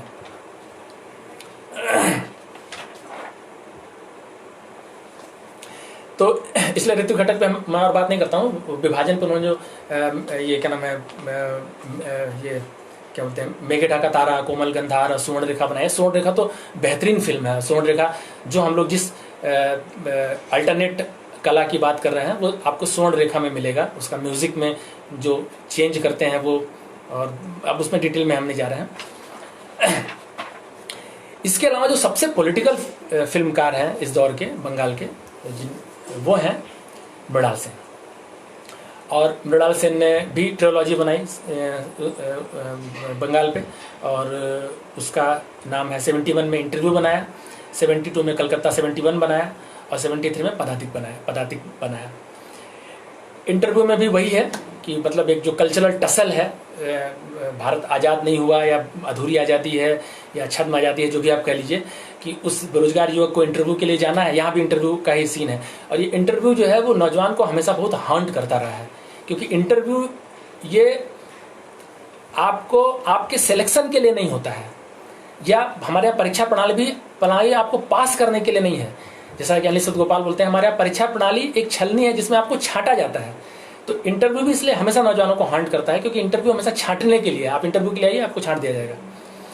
तो इंटरव्यू के लिए जाता है तो उसको पैंट शर्ट चाहिए, और वो बंगाली बाबू है, वो ट्रेडिशनल ड्रेस में है, तो वो धोती कुर्ता में है, और वो बहुत प्रयास करता है, उसका पैसे भी नहीं है, यहाँ वहाँ से उधार लेता है, उसकी फिटिंग नहीं होती है, सब कुछ नहीं होता है, और वो पैंट शर्ट नहीं मिल पाता है उसको। तो एक दुकान के सामने से जब वो गुजर रहा होता है, तो जो दुकान के सामने जो पुतले होते हैं जिनको एक कपड़ा पहना के रखते हैं, वो पैंट शर्ट पहना हुआ था। तो उसके दिमाग में तुरंत स्ट्राइक करता है कि मैं इसका कपड़ा चुरा लूँ। और ये जो मृणाल सेन ने दिखाया है, जो कल्चरल टसल है, और जिस तरीके से मतलब वो मतलब जो उसका अपना जो कल्चरल रूट्स है, उस कल्चरल रूट से कटने के लिए, या उसको बाध्य किया गया है उस कल्चरल रूट से काटने के लिए, वो यहाँ तक चला जाता है कि वो उस बुद्ध से जो फॉरेन कल्चर है, वो उसको भी सिंबलाइज किया है कि वो हार्टलेस है, लाइफलेस है वो फॉरेन कल्चर, उसका कपड़ा चुराने के तक वो पहुँच जाता है। तो बेहतरीन इस द्वंद्व को, इस टेंशन को उन्होंने कैप्चर किया है इसमें। और कलकत्ता 71 के बारे में उन्होंने जितने भी क्लास थे वहाँ पे, मजदूर वर्ग था, मिडिल क्लास था, लोअर मिडिल क्लास था, अपर मिडिल क्लास था, वहाँ क्या हो रहा है, क्या हलचल है, किस तरीके से, उसको बहुत अच्छे क्लास एंगल से दिखाया है। और पदातिक में भी सिमी ग्रेवाल ने काम किया है। तो पदातिक फिल्म में वो जो भागा हुआ नौजवान है, पुलिस से बच के भागा है वो, और किसी रिलेशन के कारण से सिमी ग्रेवाल के घर में आके रह रहा है, तो वहाँ भी बहुत एक कल्चरल टसल भी होता है। और न्यूज़ रील का बहुत अच्छा इस्तेमाल किया है। आप मृणाल सेन की फिल्में या 70 के बाद की जो पैरेलल सिनेमा है, उसको आप देखेंगे कि फिक्शन और डॉक्यूमेंट्री के बीच जो गैप था पहले, जैसे आप सुखदेव की फिल्में देखेंगे तो डॉक्यूमेंट्री हैं, और आप ये क्या नाम है, अब्बास की फिल्में या बिमल राय की फिल्में और इस तरह के जो लोग थे उनकी फिल्में देखेंगे, वो फिक्शन है, बहुत बड़ा गैप होता था। ये गैप भी कम हुआ, फिर भी डॉक्यूमेंट्री है, फिक्शन है। तो आपको पदातिक में न्यूज़ रील भी मिलेगी, जिसमें लगातार जो है वो यहाँ लोग मारे जा रहे हैं, वहाँ लोग मारे जा रहे हैं, वो अखबार की न्यूज़ रील भी चल रही है, तो आपको बीच बीच में भ्रम होगा कि आप डॉक्यूमेंट्री देख रहे हैं। और ये सारे फिल्मकारों ने, जो सचेत फिल्मकार हैं, फ्रांस में गोदार, और यहाँ पे मृणाल सेन और जॉन अब्राहम, इन सब लोगों ने, या मड़ी कॉल वगैरह ने, ये इसको कॉन्शियसली करते हैं, जिसको ब्रेख्ट का एलिनेशन इफेक्ट बोलते हैं। एलिनेशन इफेक्ट का मतलब ये होता है कि जो ट्रेडिशनल फिल्में होती हैं, मेन स्ट्रीम की फिल्में होती हैं, वो आपको बहा ले जाती हैं। तो जब आपको बहा ले जाती है इमोशन में, तो आप फिर आपकी जो सोचने की फैकल्टी है वो बंद हो जाती है, और फिर वो आपके दिमाग में जो भी डालेंगे, और जाहिर से वो क्या डालेंगे कि इसी समाज में जो कल्चरल हेजेमोनी है, जो पॉलिटिकल हेजेमोनी है, जो सोशल हेजेमोनी है, उसी को वो उस समय स्थापित कर देते हैं जब आप रो रहे होते हैं, यानी जब आप इस फिल्म के साथ बह जाते हैं। जैसे उसका सबसे अच्छा उदाहरण है अवतार फिल्म, आप राजेश खन्ना की देखिए। तो जितने भी वैल्यूज़ हैं उसमें, जो फ्यूडल वैल्यूज़ है, परिवार की वैल्यूज़ है, पति पत्नी के बीच के रिश्ते की वैल्यूज़ है, बाप और बेटे के बीच क्या रिश्ता होना चाहिए, पति पत्नी के बीच क्या फ्यूडल रिश्ता होना चाहिए, जितने रिश्ते हैं उसको वो स्थापित करती है जब आप रो रहे होते हैं। जिसको जो जो जो, जो ट्रेजरी का नियम है। तो खैर, तो ये सारे जो फिल्मकार हैं ये कॉन्शियसली काम करते हैं कि दर्शक ये जाने कि हम फिल्म देख रहे हैं और वो इमोशन में बहे ना, ताकि उसकी जो दिमाग है, उसका जो सोचने की फैकल्टी है वो जारी रहे।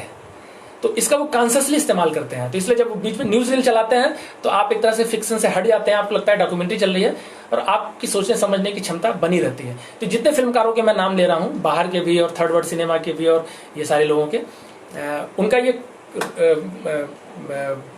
क्वालिटी है कि वो इस चीज़ को जानबूझ के डालते हैं। तो क्या, मृणाल सेन की एक बहुत महत्वपूर्ण और फिल्म है ट्रिलॉजी के अलावा 1980 में उन्होंने बनाई थी, अकालेर संधाने। और ये फिल्म भी आप जरूर देखिएगा, इन सर्च ऑफ फेमाइन। तो जो फिल्म विद इन फिल्म है, तो उसमें एक फिल्म यूनिट है जो गांव में 52 का जो अकाल है उस पर फिल्म बनाने गई है, उस गांव में। और जब वो शूट कर रही होती है फिल्म, तो क्लाइमैक्स में उसको ये क्लाइमैक्स जैसा कुछ होता नहीं इस तरह की फिल्मों में, लेकिन जब फिल्म के थोड़ा बाद में ये पता चलता है कि जो बच्चा भूख से मरने को फिल्माया था, तो वो जो महिला है वो चिल्ला उठती है, क्योंकि उसको अपना भूख मरी याद आ जाती है, कहीं मेरा बच्चा भी भूख से न मर जाए, क्योंकि वो इतनी गरीब है और उसकी भी कंडीशन वही है जो 42 में बंगाल की थी। तो बेहतरीन फिल्म है ये। और फिल्म विद इन फिल्म के माध्यम से आप एलिनेशन इफेक्ट भी बहुत बेहतरीन पैदा करती है और आपको झकझोर कर रख देती है कि 1942 खत्म कहाँ हुआ। आप 1942 पे फिल्म बनाने आए हैं, जब आप फिल्म बना रहे हैं तो 1942 वहाँ है, उसमें फिल्म क्या बनाना। तो इसका जो टेंशन है प्रेजेंट और पास्ट का, बहुत बेहतरीन तरीके से मृणाल सेन ने उसमें दिखाया है। अकालेर संधान बहुत बेहतरीन फिल्म है।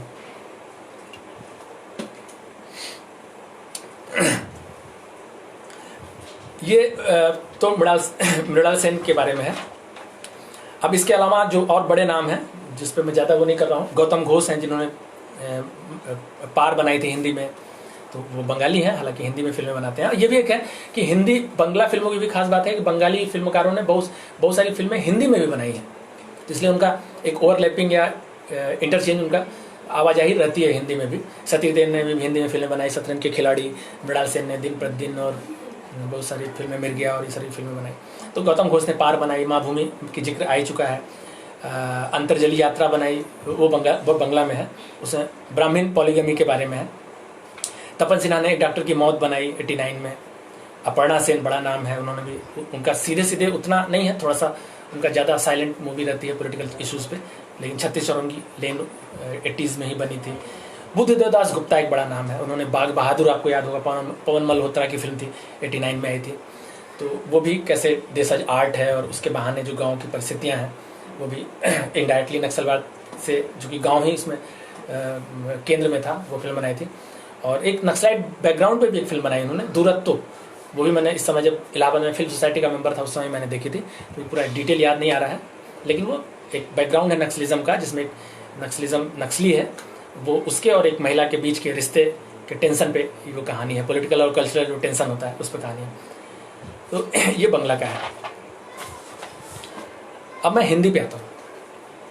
देखिए, हिंदी में ऐसे आप हिस्ट्री में जाएंगे तो पैरेलल सिनेमा जो है वो बोला जाता है, ऐसे जो रिसर्च वगैरह है वो भुवन सोम को बताते हैं कि भुवन सोम जो 66 के आसपास बनी थी और उसकी रोटी मणिकौल की जो 69 वगैरह में बनी थी, वो पहली फिल्म है सामंता सिनेमा की।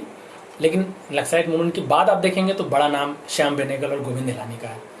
और श्याम बेनेगल ने अंकुर बनाई 73 में, और उसकी सिनेमेटोग्राफी गोविंद निहलानी ने की थी, डायलॉग सत्यदेव दुबे ने लिखे थे। और फिर निशांत बनाई 75 में, तो उसको फिर विजय तेंदुलकर ने लिखा था, डायलॉग फिर सत्यदेव दुबे ने लिखा था। तो अंकुर भी आप जानती हैं वो भी नक्सलाइट मूवमेंट से सीधे प्रभावित थी, और गांव में जो शोषण है विशेषकर दलित क्वेश्चन को वो ले आए थे यहाँ पे। और उसका जो अंतिम दृश्य है वो तो बहुत ही यूनिक है, और जो फैंड्री को आप देखेंगे तो आप उससे रिलेट कर पाएंगे कि फैंड्री में जैसे वो बच्चा ढेला ईंटा मारता है, सीधे कैमरे पे जाके लगता है, वो उसका प्रतिरोध है। ऐसे अंकुर में वो छोटा बच्चा जो समान आदमी का रहता है, वो फ्यूडल लॉर्ड्स को जो समान आदमी का शोषण करता है उसको ढेला मारता है, वहाँ फिल्म खत्म होती है। वो एक नई चेतना थी। जैसे इससे पहले ये फिल्म बनती तो शायद इसी अंतिम दृश्य को कट कर दिया जाता है या इसको कलात्मक नहीं माना जाता। हाँ, इससे मुझे ये भी याद आ गया कि सत्यजीत रे ने बेनेगल की फिल्म पे लिखते हुए इसके एंड की आलोचना की है। और सत्यजीत रे ने बोला कि क्योंकि अब सत्यजीत रे जो है वो पुरानी सेंसिबिलिटी के हैं, वो नक्सलाइट सेंसिबिलिटी के नहीं हैं। प्रतिद्वंदी वगैरह फिल्में जो आ गई हैं वो आ गई वो एक अलग बात है, लेकिन वैसे वो पुरानी सेंसिबिलिटी के फिल्मकार हैं और बड़े फिल्मकार हैं, उसमें कोई दो राय नहीं है। लेकिन भूरी भूरी तारीफ करते हुए श्याम बेनेगल की अंकुर की सत्यजीत ने लिखा कि अंत में जो वो ढेला मारता है बच्चा, वो कलात्मक नहीं है, और वो नहीं होता तो फिल्म ज़्यादा इंपॉर्टेंट होती। लेकिन वही ढेला मारना ही तो नक्सलाइट मूवमेंट की परंपरा से उस फिल्म को जोड़ता है, वरना तो वो फिल्म 60s के पहले भी बन सकती थी। अच्छी फिल्में 60s के पहले भी बनी है, लेकिन जो अंतर आ जाता है वो ये आ जाता है कि वो एक दिशा दिखा रहा है। ये अंकुर था। निशांत के बारे में आप जानते हैं, वो तेलंगाना आंदोलन में एक फ्यूडल का घर पूरा तबाह कर दिया गया था, उसी की एक सच्ची कहानी पे है। तो यहाँ भी ग्रेस कर्नाड टीचर है और वो गांव वालों को संगठित करता है, और गांव वाले मिल के और पूरा किला जो है ढा देते हैं सामंत का, और एक काफ़ी एक पॉजिटिव एंड पे कहानी ख़त्म होती है। इसके अलावा बहुत सी फिल्में हैं, मंथन है, भूमिका है, मैं सब पे अब नहीं जा रहा हूँ, उतना समय नहीं है। फिर गोविंद निलानी, तो गोविंद निलानी की सीधे नक्सलाइट विषय को लेकर ही आप बोलेंगे तो हजार चौरासी की माँ है, आक्रोश है जो 1980 में आई थी, विजय तेंदुलकर ने आक्रोश लिखी थी, और पार्टी है 84 में जो महेश इंचुकवार की नाटक पे आधारित है, और स्क्रीन प्ले भी उन्होंने साथ बैठ के लिखा था। और पार्टी बेहतरीन फिल्म है, और जैसे मैं पहले बोल रहा था कि जो मूल कन्वेंशन था पहले का, उस कन्वेंशन को ये फिल्में एकदम नहीं मानती हैं। तो आप पार्टी फिल्म में जैसे मूल कन्वेंशन है कि फिल्म की शुरुआत होनी चाहिए, फिर इंटरवल होना चाहिए, फिर उसका एंड होना चाहिए, फिर एंड ऐसा होना चाहिए, ये फिल्म ऐसा ये इसको कहीं नहीं मानती है। आप फिल्म को कहीं से भी देखना शुरू कर देंगे, आपको कोई दिक्कत नहीं होगी, आपको उसमें से कुछ मिल जाएगा उस चीज़ में। फिल्म एक ही रात की कहानी है कि पार्टी चल रही है, और पार्टी में मिडिल क्लास किस तरीके से पाखंडी है, और विशेषकर जो आर्ट के लोग हैं उनको जरूर देखनी चाहिए। जो आर्ट्स के सोसाइटी के लोग हैं उसमें जो एक तबका है, सबकी बात नहीं कर रहा हूँ, एक तबका है, वो किस तरीके से सत्ता के साथ नाविनालबद्ध है, और वो कैसे जो है एक पाखंडी खोल में लिपटा हुआ है, उस पर बेहतरीन चीज़ें हैं, उसको कई बार देखने की जरूरत है। जैसे मैं एक दो उदाहरण बताता हूँ। जो उसका हीरो है अमित, वो एब्सेंट है क्योंकि वो नक्सलाइट है, कवि है, लेकिन वो गांव में जाके काम कर रहा है। और जो उसका प्रवर्तक है ओमपुरी, वो आके बोलता है, बहुत महत्वपूर्ण डायलॉग है, वो बोलता है कि आप कलाकार के रूप में जीवित रहना चाहते हैं या मानव के रूप में जीवित रहना चाहते हैं। मुझे लगता है कि दोस्तों ये सवाल आज हमारे सामने भी है कि हम पहले मानव हैं कि पहले कलाकार हैं। तो वो ये सवाल उठाता है बर्वे जी के सामने, शायद मनोहर सिंह ने शायद रोल किया है उसका, बर्वे जी के सामने उठाना चाहता है कि आप कलाकार बन के जीना चाहते हैं या आप कलाकार हैं सबसे अंत में, या पहले मनुष्य हैं। तो यदि पहले मनुष्य होंगे तो मनुष्य की पीड़ा के साथ आपको जुड़ना पड़ेगा। वो मनुष्य की पीड़ा उस समय बगल के गांव में किसानों और मजदूरों के साथ जो हो रहा है और किस तरह से नौजवानों का टार्चर हो रहा है, वो मनुष्य के रूप में हो रहा है। तो आप कलाकार के रूप में उससे जुड़ने से पहले आपको मनुष्य के रूप में उससे जुड़ना पड़ेगा, तब आपका कलाकार जागृत होगा। यदि आप कलाकार के रूप में उससे जुड़ेंगे, बिना मनुष्य के रूप में जुड़े, तो आपकी रचना खोखली होगी। और बर्वे जी आत्मालोचना करते हुए कहते हैं कि हमारे खूबसूरत शब्दों में भूसा भरा हुआ है, और हम तो इसलिए लिखते हैं कि हमको लिखना है। ये बर्वे जी खुद आत्मालोचना करते हुए कहते हैं। तो वो जो डिबेट है साहित्यिक पार्टी में, वो बेहतरीन है, मतलब उसको तो कई बार देखने की जरूरत है, और आज के समय में काफ़ी रेलिवेंट भी है। वो सीधे नक्सलाइट मूवमेंट से प्रभावित वो फिल्म है। फिर आघात उनकी फिल्म आई थी जो कि ट्रेड यूनियन मूवमेंट भी थी, उसे भी विजय तेंदुलकर ने ही लिखा था। तो ये गोविंद निलानी की फिल्में थी। उसके बाद बहुत सारी फिल्में हैं जो मैं एक ट्रेंड के रूप में नहीं, लेकिन ऐसे मैं जिक्र कर दे रहा हूँ। गर्म हवा 73 में आई थी, MS सत्तू की फिल्म थी, बेहतरीन फिल्म थी, और वो सीधे नक्सलाइट मूवमेंट से उसका रिश्ता नहीं था, लेकिन नक्सलाइट मूवमेंट की जो सेंसिटिविटी थी उसी से वो प्रभावित थी। क्योंकि आप अंतिम दृश्य आप देखेंगे तो आज या 60s या नक्सलाइट मूवमेंट के पहले यदि वो फिल्म बनती तो एंड उसका वो नहीं रहता कि जब सईद मिर्जा साहब पाकिस्तान जाने की जिद कर लेते हैं और जाने लगते हैं, तो रास्ते में एक कम्युनिस्टों का एक जुलूस जा रहा है, इनकलाब जिंदाबाद जिंदाबाद और इस तरह के नारे लग रहे हैं। तो फारूक शेख जो सईद मिर्जा का बेटा है, वो गाड़ी से उतरता है और बोलता है कि हमको पाकिस्तान नहीं जाना चाहिए, इस जुलूस में शामिल हो जाना चाहिए। और वो लोग पाकिस्तान जाने का इरादा छोड़ के उस जुलूस में शामिल हो जाते हैं। तो आज के दौर में यदि हम जो कलावादी हैं उनको लगेगा कि ये प्रोपेगेंडा है या इस तरह का बहुत कला बहुत मुखर नहीं होनी चाहिए कला को, और कला को मौन रहना चाहिए। तो लेकिन उस समय की सेंसिटिविलिटी यही थी, उस समय की यही थी। तो आज वो फिल्म बनती तो शायद वो अंतिम सीन वो नहीं होता। लेकिन आप जैसे जॉन फोर्ड की बहुत मशहूर फिल्म है the Graves of Wrath. The Graves of राथ का आप अंत देखेंगे तो आपको बहुत आपको प्रोपेगेंडा टाइप का लगेगा। वो लड़का खुद बोलता है कि मैं कम्यून में जा रहा हूँ, कम्युनिस्ट पार्टी में शामिल होने जा रहा हूँ क्योंकि मुझे मजदूरों किसानों की लड़ाई लड़नी है। वो डायलॉग में बोलता है अपनी माँ से और चल देता है। आज लेकिन बहुत मशहूर फिल्म है जॉन फोर्ड की। जब भी आप 100 बड़ी फिल्मों का नाम लेंगे तो उसमें हमेशा वो फिल्म रहेगी। तो ये आंदोलन का प्रभाव होता है कि वो रचनाकारों को खुल के बोलना सिखाता है। जो आंदोलन का प्रभाव नहीं रहता है तो लोग बोलने से हिचकते हैं, या उनके ऊपर ऐसा दबाव रहता है कि यदि हम खुल के मजदूरों किसानों की राजनीति अपनी कला में बोलेंगे तो हम पे मतलब ये आरोप लग जाएगा कि आप तो कला जानते ही नहीं है, आप तो प्रोपेगेंडा कर रहे हैं। तो ये आंदोलन का प्रभाव था गर्म हवा में। अल्बर्ट पिंटो को गुस्सा क्यों आता है, सईद मिर्जा की 1980 की फिल्म थी। उसमें अंतिम जो आप दृश्य देख लीजिए जब नसीरुद्दीन शाह जो है वो मजदूरों के आंदोलन में और जो फैक्ट्री से आंदोलन कर रहे हैं उनके साथ सीधे शामिल हो जाता है नसीरुद्दीन शाह। आज ऐसी फिल्म यदि आप कोई बनाएगा तो उन दृश्यों से परहेज करेगा। और आप देखिएगा ऐसी फिल्मों के बारे में। 85 में दामू लाई थी प्रकाश झा की, और वो तो मतलब क्या बेजोड़ फिल्म थी कि लास्ट में वो लॉ एंड ऑर्डर को अपने हाथ में ले लेती है और जो हंसिया रहता है उससे हंसिया से गला काट देती है, जो ब्लड रहता है वो स्क्रीन पे छा जाता है और फिल्म खत्म हो जाती है। वो तो सीधे सीधे नक्सलाइट मूवमेंट की जो सेंसिबिलिटी थी, उसकी जो आइडियोलॉजी थी, उसको वो सामने रखती है। वो दामिल है। मिर्च मसाला है जिसमें महिलाओं के स्ट्रगल के बारे में केतन मेहता ने बोला है। वो नक्सलाइट मूवमेंट में कैथर कला की औरतें यदि नहीं लड़ी होती तो मिर्च मसाला भी नहीं बनती। दीक्षा, वो जो मैंने बोला पहले घटसाद जो फिल्म आई थी उसकी हिंदी रीमेक थी। एक रुका हुआ फैसला बासु चटर्जी की। बासु चटर्जी भी बहुत ही चुप फिल्में बनाने वाले लोग हैं जिनका पॉलिटिक्स से कोई लेना देना नहीं रहता है।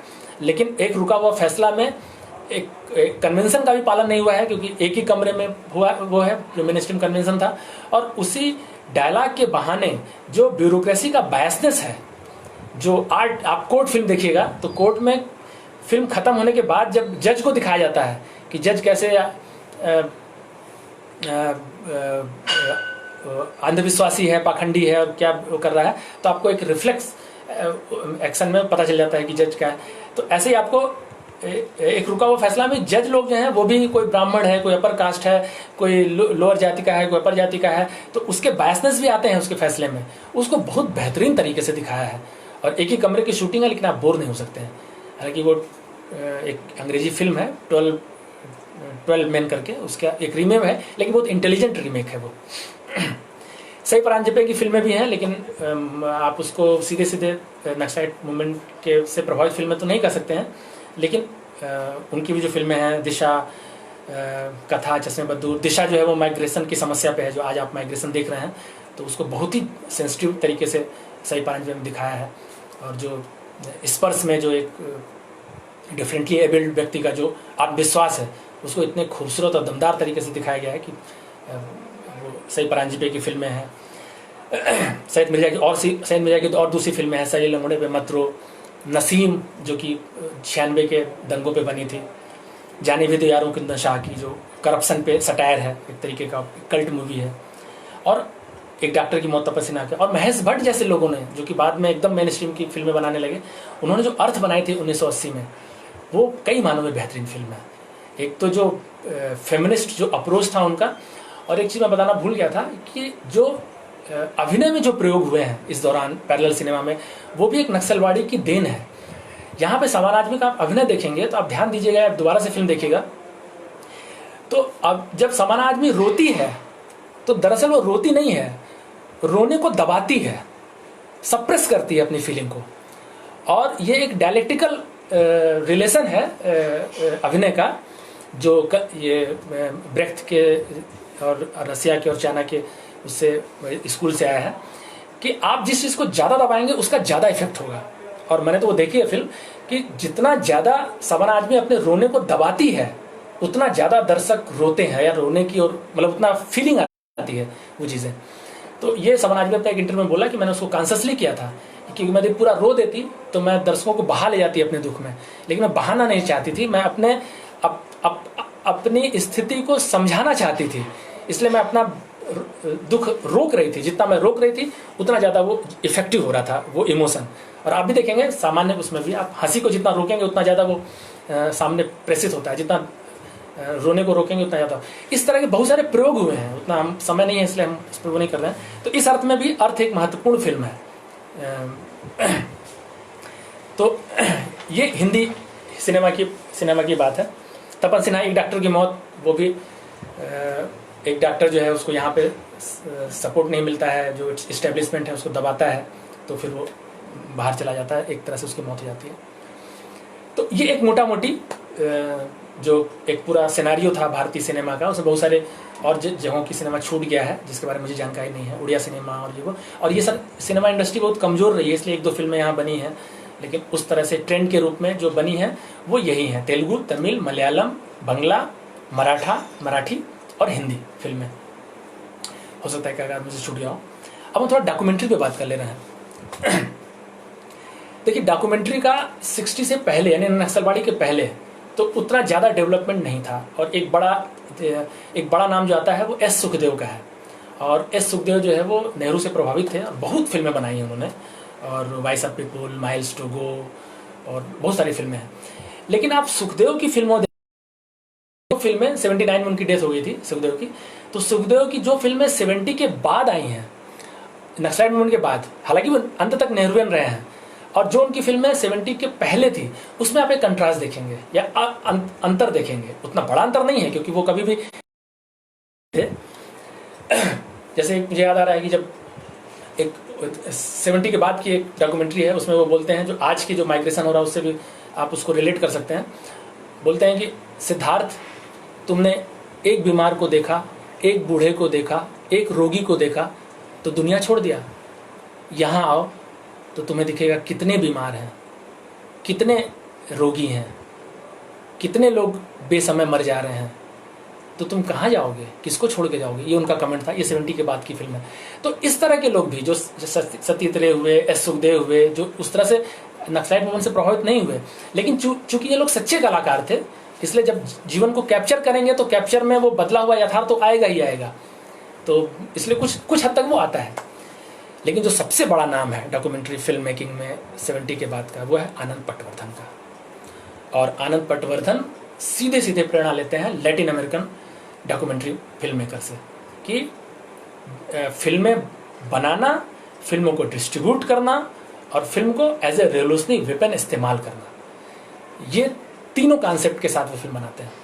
और उन्होंने जेपी मूवमेंट पे जो वेव्स ऑफ रेवोल्यूशन बनाई थी, उसका जो बेहतरीन फिल्म उन्होंने बनाई, क्या नाम है, प्रिजनर ऑफ कॉन्शंस, तो ये 78 की फिल्म है ये। और उसमें आपको मेरी टाइलर का इंटरव्यू याद होगा या नहीं, दिखाऊंगा यूट्यूब पे आप जरूर देखिएगा।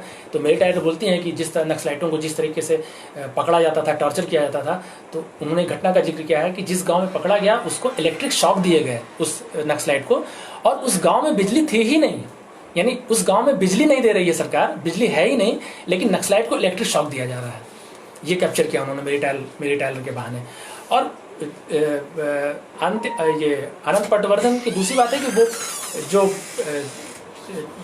इमेज को जस्ट अपोज करते हैं, कंट्राडिक्टरी इमेज को, बेहतरीन है। जैसे उन्होंने उसी फिल्म में शायद किस्ता गौड़ की जो फांसी है, किस्ता गौड़ की फांसी को दिखाया, और उसके बाद ही रिपब्लिकन डे का परेड चल रहा है और उसमें ड्रम बज रहा है, सारे जहां से अच्छा हिंदुस्तान हमारा। तो आप तुरंत जो है इस कंट्रास्ट को देख लेते हैं। या 86-84 में उनका फिल्म आई थी हमारा शहर, तो वो तो इस समय जरूरी फिल्म है हमारा शहर। और जो एक सोशल वॉर जो एंगल्स ने अपनी किताब में working class condition in England जो किताब लिखी है, उसमें उन्होंने साफ बोला है कि शहरों में मजदूरों को जिस तरह से बुला के उनको काम कराया जाता है, वो एक तरह का सोशल वार है। वो सोशल वार बॉम्बे में कैसे चला है वो ये फिल्म कैप्चर करती है बेहतरीन तरीके से। और मतलब जेफ रिबेरो का उसमें इंटरव्यू है, जो वहाँ का पुलिस कमिश्नर था, और गोदरेज का इंटरव्यू है, तो गोदरेज क्या बोलता है? गोदरेज बोलता है कि इन सारे लोगों को बुलाया जाए, फैक्ट्री में काम कराया जाए, फिर इनको पैक किया जाए और इनके घर भेज दिया जाए।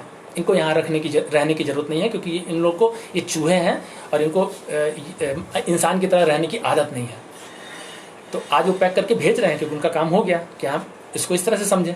जेफ रिबेरो क्या बोलता है कि इनको यदि हम फुटपाथ से नहीं हटाएंगे, इनकी झुग्गी झोपड़ियाँ नहीं तोड़ेंगे, तो ये पहले हमारा जो है सार्वजनिक जमीन पे कब्जा करेंगे, फिर फुटपाथ पे कब्जा करेंगे, फिर सड़क पे कब्जा करेंगे, फिर एक दिन हमारे आपके घरों में आ जाएंगे, जैसे चाइना और रूस में हुआ। ये जेफ रिबेरो का बयान है ऑन कैमरा। तो ये आपको आनंद पटवर्धन की फिल्मों में ही मिलेगा, और पूरी सीरीज है उनकी, राम के नाम और युद्ध और शांति और हमारा शहर, और पूरी उनकी सीरीज है। तो वो एकदम सीधे सीधे नक्सलाइट मूवमेंट से प्रभावित और एक अलग तरह की डॉक्यूमेंट्री फिल्म बनाने वाले हैं।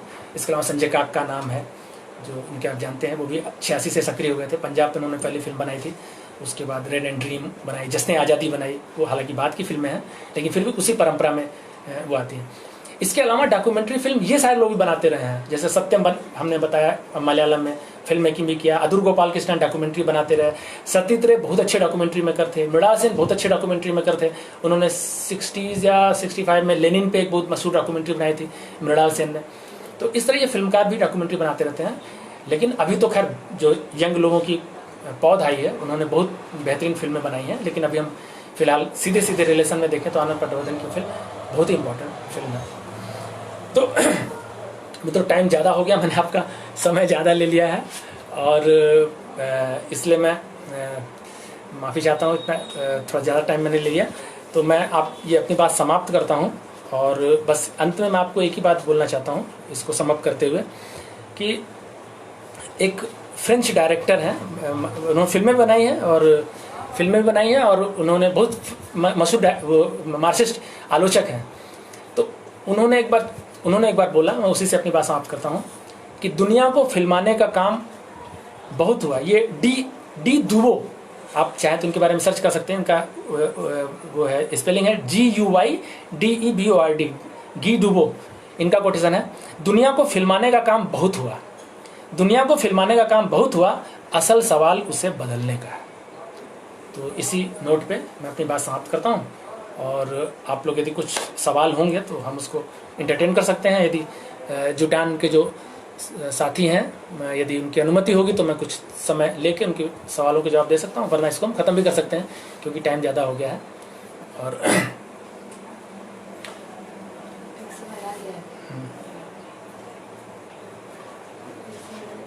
हाँ, तो हाँ एक सवाल, हाँ सीमा, हाँ एक सवाल सीमा, हाँ सीमा आज़ाद का एक सवाल है कि नक्सलाइट मूवमेंट से ज़्यादा स्ट्रांग इस समय का माओवादी आंदोलन है, लेकिन वो फिल्मकारों को, कलाकारों को उतना प्रभावित नहीं कर पा रहा है जितना नक्सलाइट मूवमेंट ने प्रभावित किया था। ये बहुत ही इम्पोर्टेंट और बहुत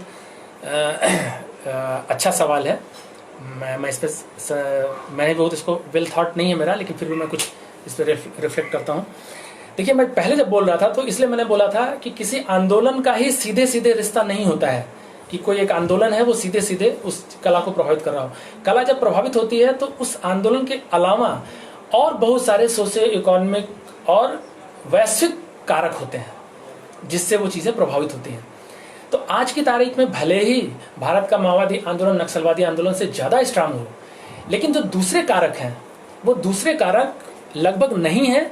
जैसे वर्ल्ड सिनेमा की स्थिति हम लें तो वर्ल्ड सिनेमा में न्यू वेब सिनेमा खत्म हो गया, न्यू रियलिज्म इटली का खत्म हो गया, थर्ड वर्ल्ड सिनेमा में अब वो धार नहीं रही। तो इसलिए जो वो कारक थे वो नहीं हो रहा है। तीसरी इंपॉर्टेंट बात क्या है कि इस समय के जो फिल्म बनाने वाले लोग हैं वो उनका रूट अर्बन है। जैसे उस समय के जो लोग थे वो गांव से बहुत जुड़े हुए थे। सतीश रे को ले लें, मृणाल सेन को ले लें, या बाद के भी श्याम बेनेगल को ले लें, गोविंद निलानी को ले लें, ये भी शहरों में पले बड़े थे, लेकिन फिर भी एक रूट था गांव के साथ इनका। तो लेकिन आज के जो फिल्मकार हैं, आप जानते हैं, सबका नाम नहीं ले रहे हूँ, तो वो कॉस्मोपॉलिटन जिसको कल्चर करते हैं वो अर्बन भी नहीं, एकदम कॉस्मोपॉलिटन, दिल्ली बम्बई का जो वो होता है उसकी पैदाइश है। तो उसकी सेंसिबिलिटी उनके अंदर है, तो उस पर वो अच्छी फिल्म बना रहे हैं। जैसे थप्पड़ है, थप्पड़ अच्छी फिल्म है नो डाउट, लेकिन जिस तरीके से हम चर्चा कर रहे हैं, जिसने इस बड़े फलक की जो चर्चा कर रहे हैं, क्लास स्ट्रगल की, मजदूर की, किसान की, वो चीज़ नहीं आती है इसमें। या राजा राम ने बोला कि चक्रव्यूह फिल्म है, वो भी इस तरह की फिल्म है। हालांकि चक्रव्यूह में भी बहुत सारे फ्लॉ हैं, लेकिन फिर भी हम मान सकते हैं कि चक्रव्यूह भी इस तरह की फिल्म है।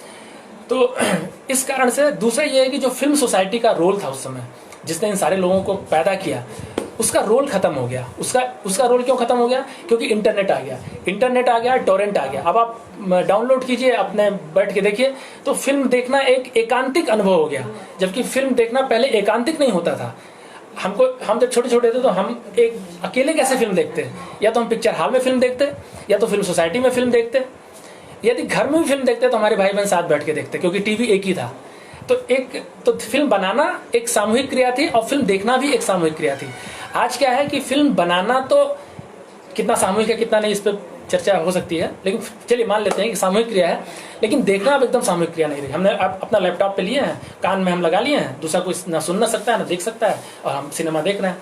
तो ये जो इंडिविजुअल व्यूइंग हुआ है, इसके कारण से, और जो एक नया मिडिल क्लास पैदा हुआ है, उस मिडिल क्लास के पास पैसा है, मॉल कल्चर आया है, उसमें आपको पैसा चाहिए, तो आप छोटे वर्ग को ज़्यादा फीस, ज़्यादा टिकट दे के आप ज़्यादा जल्दी पैसा कलेक्ट कर सकते हैं। तो ये सारे फैक्टर हैं जिसके कारण से आज वो इम्पैक्ट नहीं आ पा रहा है। लेकिन जाहिर सी बात है कि हिस्ट्री का अपना एक लॉजिक होता है, एक डायनेमिक्स होता है, वो स्थिति आएगी और अच्छी अच्छी फिल्में बनेंगी, बन भी रही हैं, लेकिन वो आंदोलन के तौर पे, फेनोमेना के तौर पे भी बनेगी। अनुपम कुमार का है कि क्या सिनेमा की पहुंच वर्गीय नहीं है? हाँ, ये सवाल अपने आप इम्पोर्टेंट सवाल है। इसको आप कैसे देखते हैं? मतलब जब थर्ड वर्ल्ड सिनेमा की बात थी कि थर्ड वर्ल्ड सिनेमा की फिल्म देखना एक पॉलिटिकल एक्ट है, तो वो किन के बारे में बात कर रहे हैं? देखिए, फिल्म की जब शुरुआत हुई थी, लूमे बंधु जब शुरुआत बनाई, तो जो पहली फिल्म बनाई वो किस पर था? वो फैक्ट्री से निकलते हुए मजदूर महिला पे था। यानी फिल्म को सबसे पहले किसने किस किया? महिला मजदूर ने। तो फिल्म पे सबसे पहला हक इसी वर्ग का है, मजदूर का है। लेकिन बाद में प्रॉफिट के कारण से और फिल्म मेकिंग में जो पैसा लगने लगा, उसके कारण से ये उस क्लास से दूर होता गया है।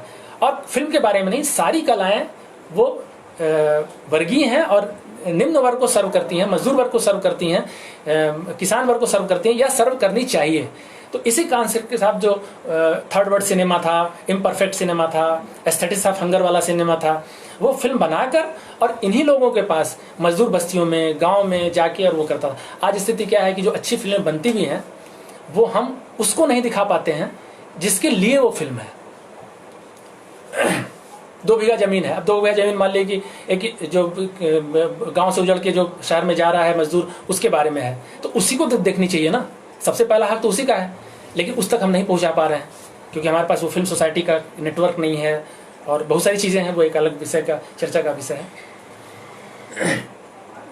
इस चर्चा से सिनेमा को देखने का एक अलग नज़रिया प्राप्त हुआ, काफ़ी अच्छी चर्चा रही। अर्थ आक्रोश पार्टी इसी फिल्म में बहुत ही बेहतरीन है।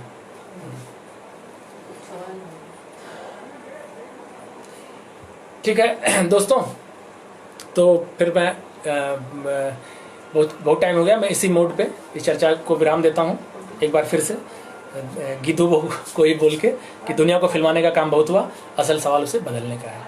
सभी साथियों को और विशेषकर जुटान के साथियों को और रंजीत वर्मा जी को क्रांतिकारी अभिवादन।